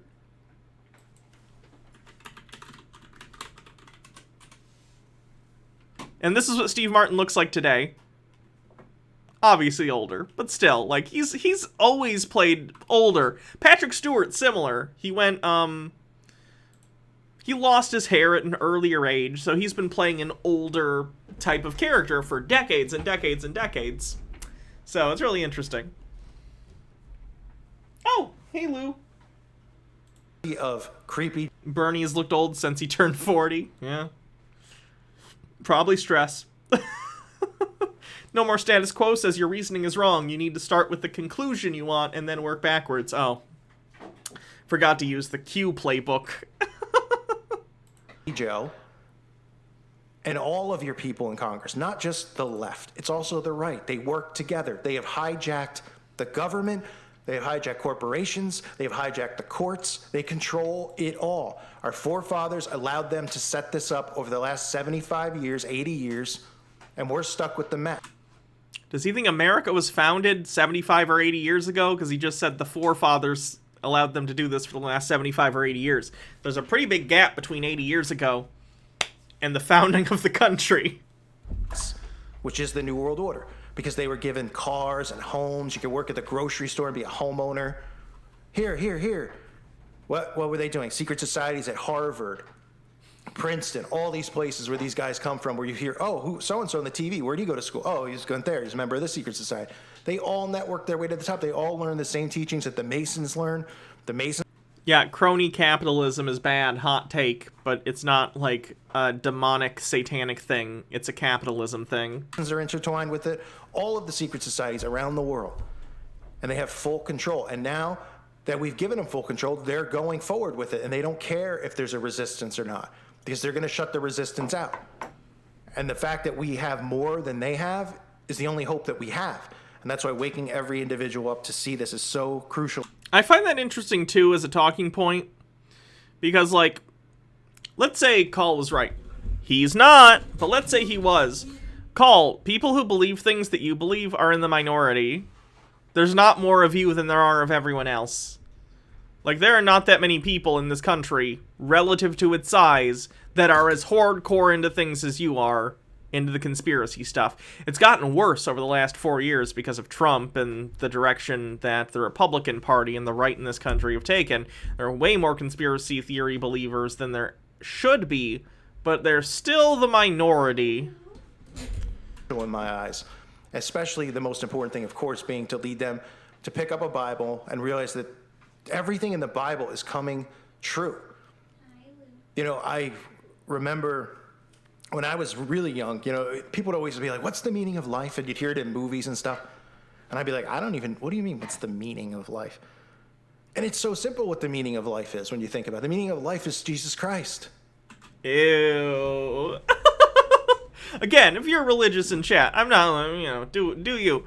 But that's always weird to me when people are like, what does my existence mean? I'm a being that exists within this fantastical universe of endless possibility where we do technological miracles every day and have come from, you know, hominids crossing plains, hunting, and we've over the centuries and millennia developed technology to the point that we can basically do what would have been considered magic in the past. We can communicate with each other instantly. We're brilliant. And then you go, why do I live? What is the reason? You go, I don't know. Magic guy. That sucks. The meaning of life is God. The one who gave us life. That's the meaning of it. It's the whole purpose of us being here is what's happening now. So we're like a narcissistic pet project for God. God's like, I'm bored because I am everything. I better create a bunch of people to worship me. And if they don't worship me, even though I could make them all worship me, I won't. And the ones that don't, I'm gonna torment for all of eternity in fire.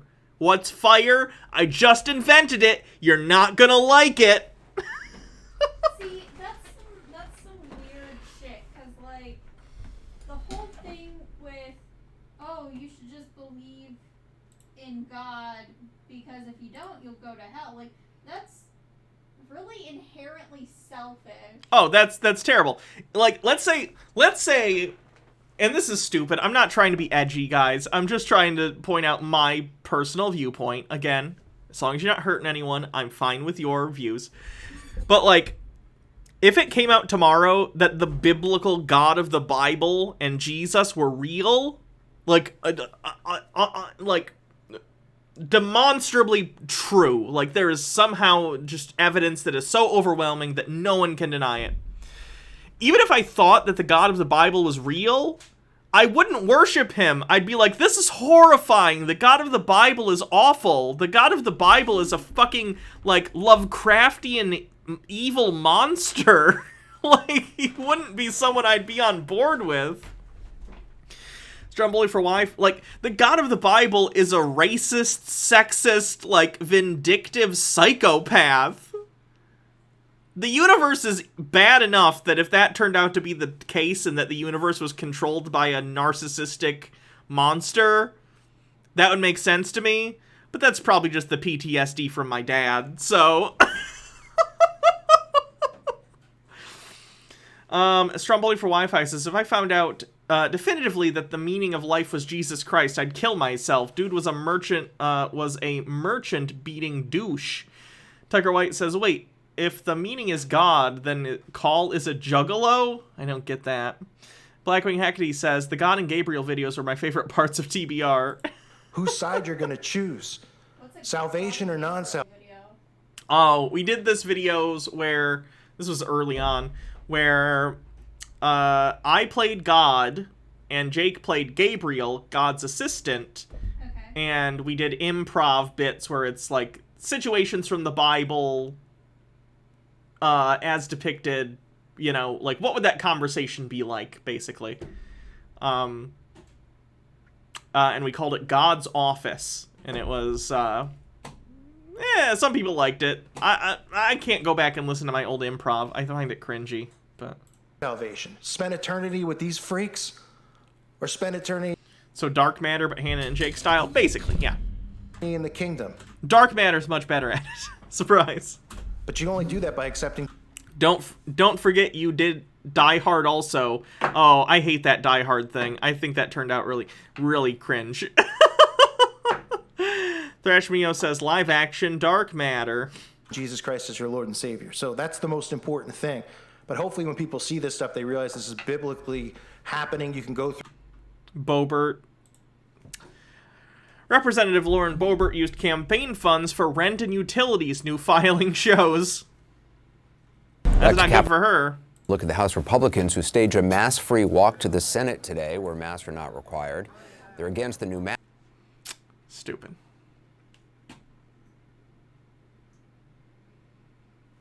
Series of 4 payments totaling $6,650 to John Pacheco. Oh, yeah. Nothing's going to happen to her. At worst, they'll slap her on the wrist and make her pay back the $6,600. Through, you know, Daniel, you can go through Revelation, and you could see all of this stuff being foretold to us of what's going to happen. Is Daniel a book in the Bible? Yeah. Really? How did I never know that? I mean, I guess that makes sense. I wouldn't know that. The Book of Daniel is a 2nd century BCE biblical apocalypse with a 6th century BCE setting. Wait, is this one of the Apocrypha or something similar? Daniel is a character in the Bible, but I don't remember if he is... his book specifically is in the Bible or if he's just mentioned otherwise.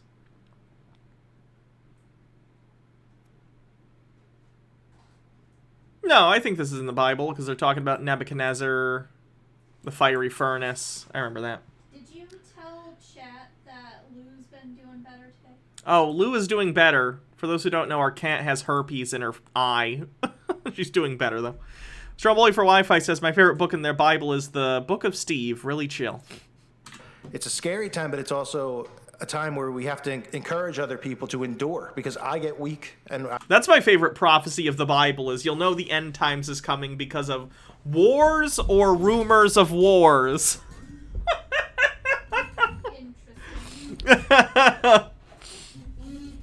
It'd be like a fortune teller saying to you, something good will happen to you on a day ending in Y. Oh, wow. That's impressive prognostication right there. Worth the money. I wear down. Everybody does. So look at the signs around you. See the signs of the times. And make sure you're right in your walk. I hope this video helped people out there, especially with understanding why the economy is going to crash. There's nothing that's going to be done to stop it. They're doing it on purpose, is my point. It's done. No, they're not. Things just suck. Done on purpose. They're going to do it in all these countries on purpose.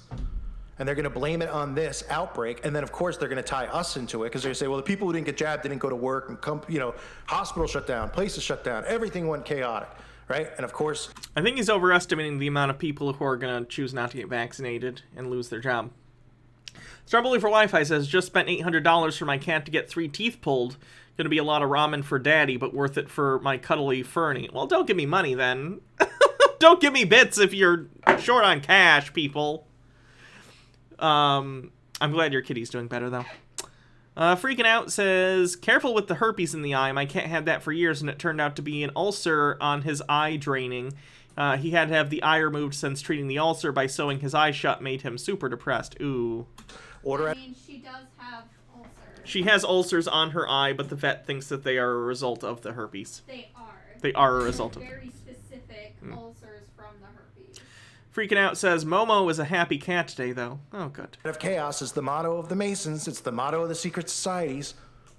Problem, reaction, solution. They come in, and here they come, and you see them coming, and still nobody blinks. They go, okay, please help. Instead of going, you're the problem, you've been the problem all along. You've caused black versus white. You've caused men versus women. Yes, those issues didn't exist before the government, clearly. Caused all of it. Even straights versus people of different sexual orientations. You literally call for, like, the extermination of LGBT people. What are you talking about? People like me, they look at me and they think I care what they do in private. It's not about that. It's about the... You literally previously said in a different video that you had fantasies of holding a trans person down with your foot while, like, scorpions bit them. This is a real thing that happened in a video. And he's gonna pretend like he doesn't care? Taking on and the promoting of it and putting it in everyone's faces, and then they tell them, well, you've been oppressed your whole life, so you have a right to do it. And it's like, no, you haven't. These stories aren't even real. Oh, you got beat up because you were this or... I mean, sure, that might happen here and there, but the whole point is... You're the bully in these scenarios. You know that, right? To just divide everyone. And then, of course, the anti comes in and saves the day. So keep an eye on the things going on around you. I want to remind you to check out the website at callforunuprising.com. It's $2.99 a month. Check it out if you haven't. It's well worth it. I appreciate everyone who's here. I appreciate the Patrons. Share this video if you can, or if you found it informative. I'll continue my best to try to help wake people up. Thanks again, everybody. God bless you and your families. I hate that guy. I wonder if Cole realizes that I don't want his God or his blessing. It doesn't matter. Does to me. Screw Cole.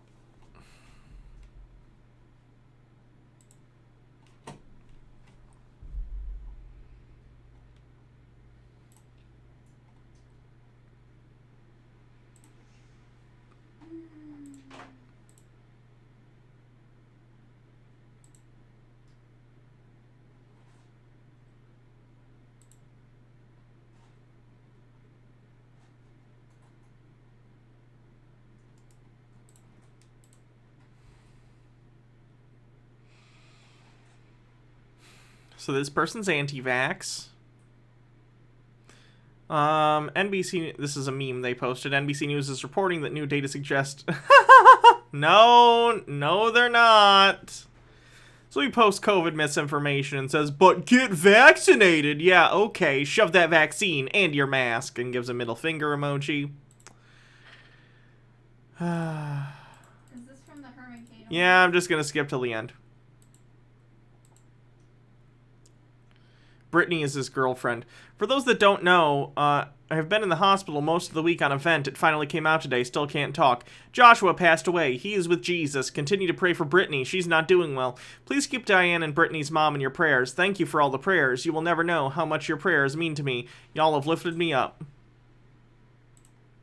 Update. Brittany has passed away this morning. Thank you for so much prayers. The prayers helped. Clearly. Guys, get vaccinated. I assume all of you have, but just in case, get vaccinated. Get your families vaccinated. Do you know how many of these I read a day of people dying of this shit? Too many. Half Off Death says, you're awesome, Hannah. I've been a fan and a fellow Michigander since the early days of Chick Tracks. I'm happy that you're living your best life. Say hi to Baja for me. Hello. She says hello.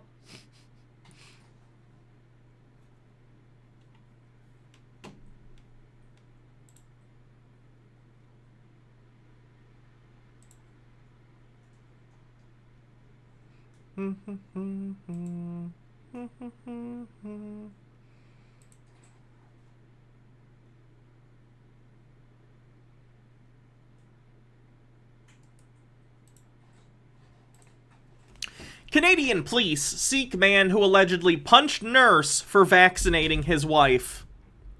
A man confronted a female nurse at a pharmacy in Quebec for giving his wife a COVID vaccine, quote, without his authorization. Oh. Your boy Shamoy, thanks for 9 months, says 9 months, but finally got to catch you live. Woo. Your stream baby's name is Herman Munster. Anyway, police in the Canadian province of Quebec are searching for a man they suspect of punching a nurse in the face for giving his wife a COVID-19 vaccine without his consent, a police spokesperson said on Monday. The man confronted the female nurse on Monday morning in the office of a pharmacy in the city of Sherbrooke, about 155 kilometers, 96 miles, southeast of Montreal, where she was assigned to administer vaccines, a police spokesman, Martin Carrier, said by phone. Our suspect went directly into the office and began to yell at the nurse, Carrier said. That was a really bad attempt, and I knew the second it came out of my mouth that I shouldn't do that. It was supposed to be a Quebec accent. I know. That was like Italian at best.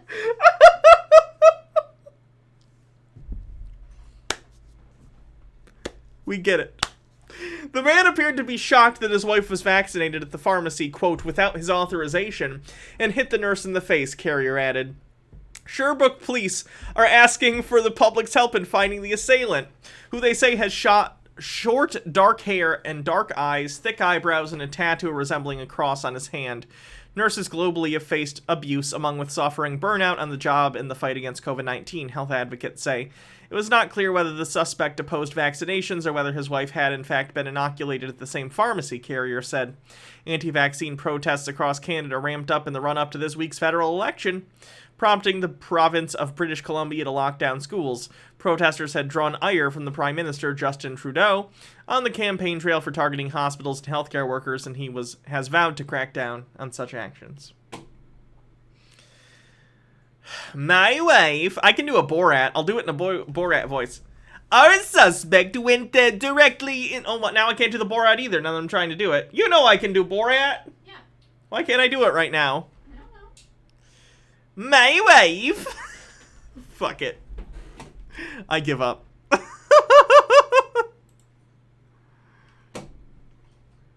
You're Italian! Half off death. Thanks for subscribing with Prime. Wow. They liked your shitty I know. That's I can't believe that.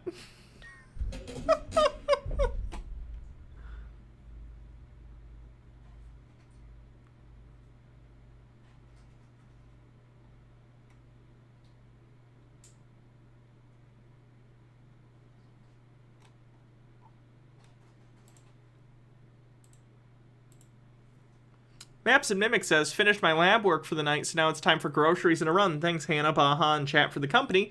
Y'all are great. Love your faces, even if you can't do an accent. Thank you. Enjoy your... They love you even if you can't do an accent. Enjoy your getting your groceries. We love groceries. I wish I had gotten ice cream at the store. Sounds good.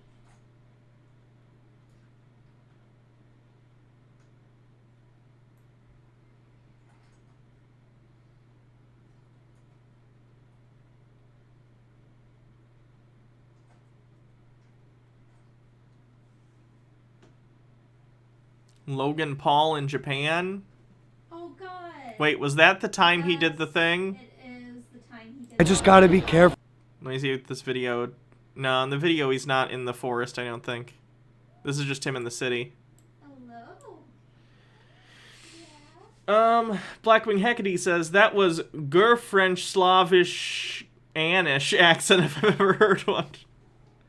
When am I going to do a P.O. Box run? I don't know. I don't know how much stuff is in there. Jake lives by it now. I'm an hour and a half away, so that's on him. I just gotta be careful to not like disrespect the culture. Japan is all about the respect. Oh no. Dumb Americans have arrived. Look good. Oh, don't worry about me, I'm just a vlogger. Gotta be careful to not like disrespect the culture. Tokyo is a real life cartoon. It's gonna eat the GoPro. What did he do? No. You know how it is in Japan, they're all about the respect. We're gonna be respectful. LoganPaul.com/shop. Look, they just got loads of bread. I'll take the whole thing. What's the issue? This one is just for a display. Oh, so we're gonna be respectful. The Game Boy Color. How much? 9,500. Did he break it? Yeah. The game seems to be malfunctioning. Oh my god. I hate this man. Macho broken though. Toyota, I choose you. No, no, no. Okay, Are you fucking kidding me? Catch you. I choose you. Japanese police. Bang. Subscriber? I hate that guy.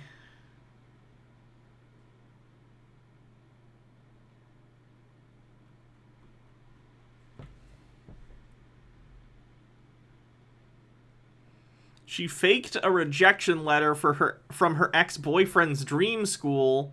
Now she has to pay him $265,000. Wow. Eric Abramovitz's hard work had paid off. The accomplished clarinet player had been accepted to his dream school, but he never got to hear the good news. That's because when his acceptance email arrived in 2014, his then-girlfriend, Jennifer Lee, deleted it and sent him a fake rejection email from the school. It was a $265,000 mistake. Quote, "It was really devastating to feel that incredible betrayal," he told CNN. "It made me think of our whole relationship, and it made me feel like everything might have been a lie." Yeah, no kidding.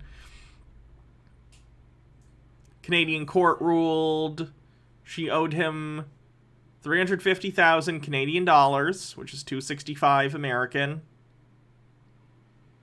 Damages include loss of reputation, educational opportunity, and 2 years of potential income. Wow. That's crazy. Did the college hear about this and maybe... I hope they allowed him in with the same deal.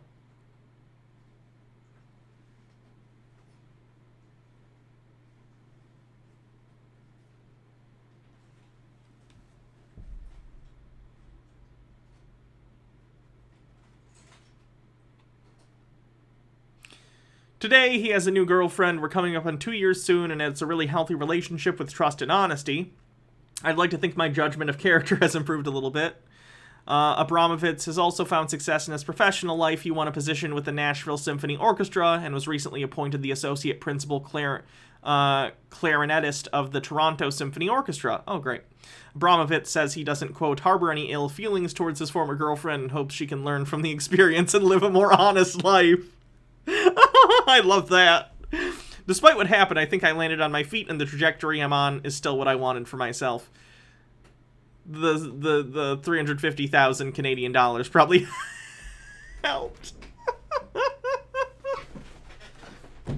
Did he do something to her? I assume she just didn't want him to move away or something. Stupid.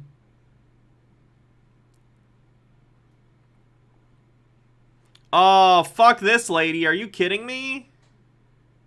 She's just dropping her dogs off and running away.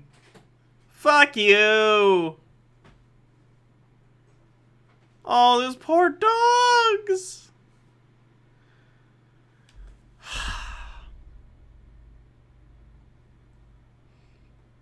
Human beings are a mistake.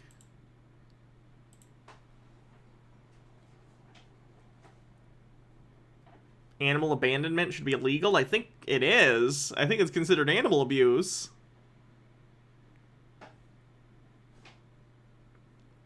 Yeah, I remember this. This is from August 27th. Milwaukee Suburban School won't offer students free lunch. A suburban Milwaukee school district is meeting to possibly reconsider opting out of a federally funded free meal program, a move that was met with widespread criticism from parents after the school board said they were concerned participating students would, quote, become spoiled. These damn kids expecting lunch? Those spoiled brats? I fucking hate people. Colston says, my dad used to say people would throw their pets in a bag and then throw them in the water if they didn't want them. I mean, that is a trope. Why would you opt out? Because it was a program that the Biden administration did, and it was probably a partisan decision.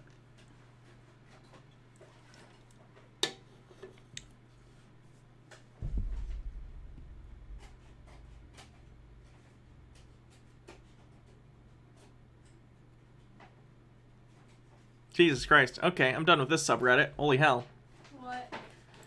It's the Rage subreddit, so it's just stuff that makes you angry.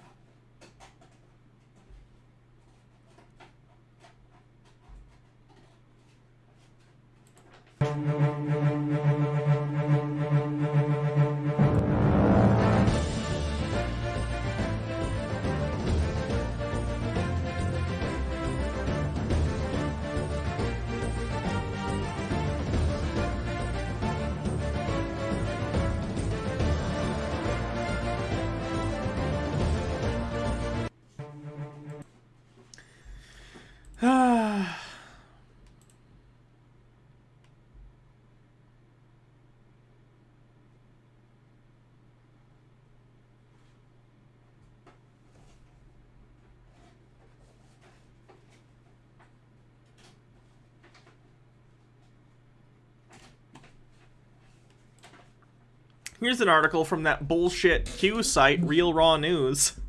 Yo180 says, pet sanctuaries in Ireland are overflowing now with COVID pets. It's sad to see. Stop getting pets you're not willing to take care of, and don't just abandon them if you can't for some reason. Yeah. This article is entitled, Biden's Body Double Blows Cover During Meeting with Boris Johnson. This was posted today.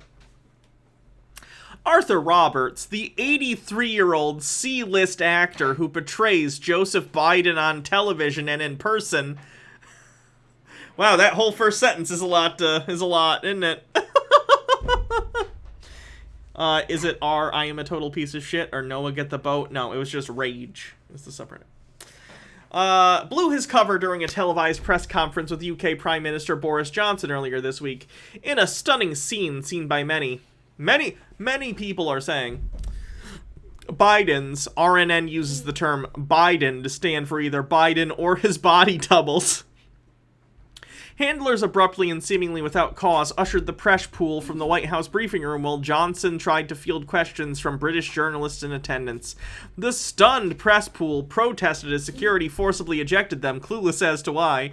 The administration's MSM allies were being rudely told to leave. On Wednesday, Jen, oh god, I never know how to pronounce her last name. Is the P silent? Jen Sakai, who is currently under military investigation, said the room was cleared out because Johnson questions were not pre-approved, but a whistleblower in the fake administration's communication office revealed RRN what actually transpired during the surreal briefing. Saki. Hold on. Saki. That makes sense. Like the drink. Okay. As reported previously, RRN's contention that the real Joseph Biden has not been seen in public since shortly after the 2020 presidential election.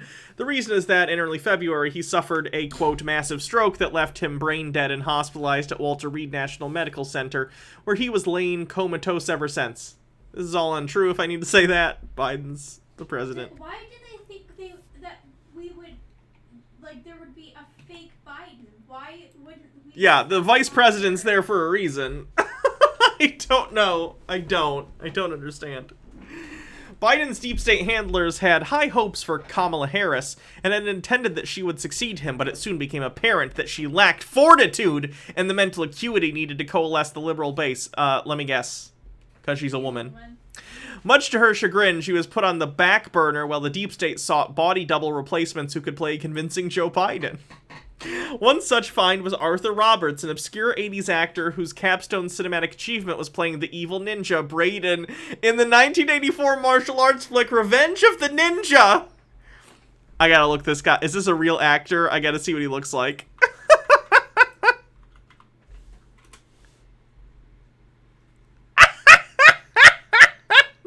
Oh, I have seen this guy's picture. Because he gets quoted in Q stuff. This guy is apparently Biden, even though he looks not like Biden other than being an old white guy. You wish this was an ARG? Yeah.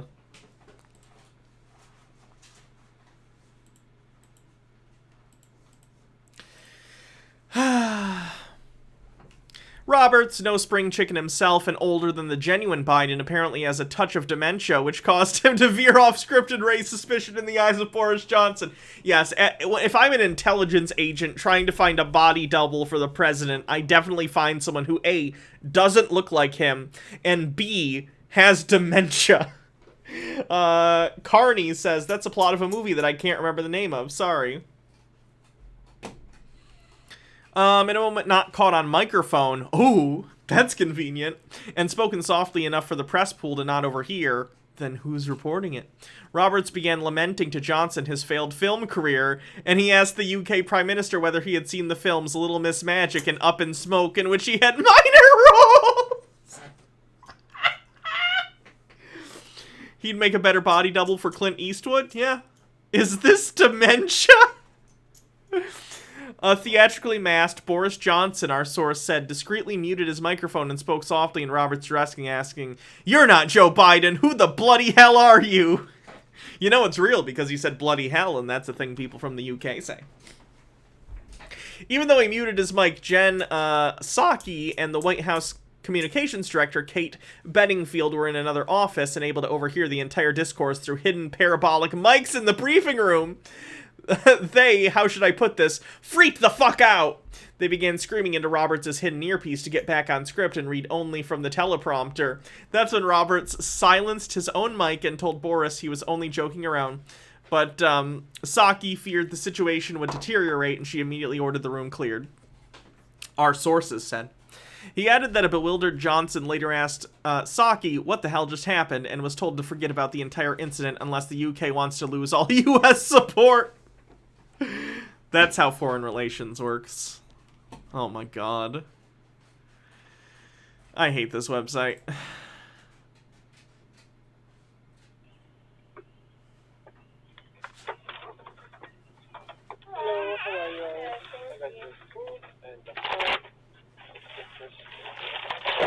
Oh no!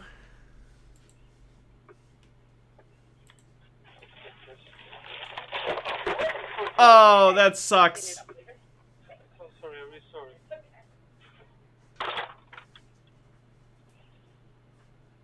you smell that? Yeah, I don't know what that is. Cat poop, maybe?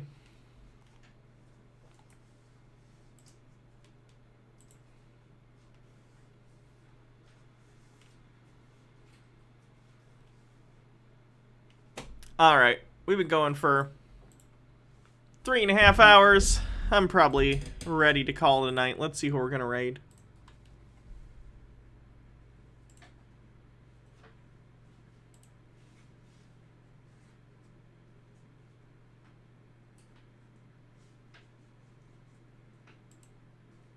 Which is hilarious. Do you guys remember when she challenged AOC to a debate over the Green New Deal? But when she offered to debate her, have a good night, everyone. Congress, this is like half a year ago. She said that favorite character to play in Marvel's Avengers, Thor. The hammer's really satisfying. We're going to debate. She made it her like political goal to be against the Green New Deal, and she hadn't read it up until the day after she challenged. She said that she challenged AOC to a debate on it. It was incredible.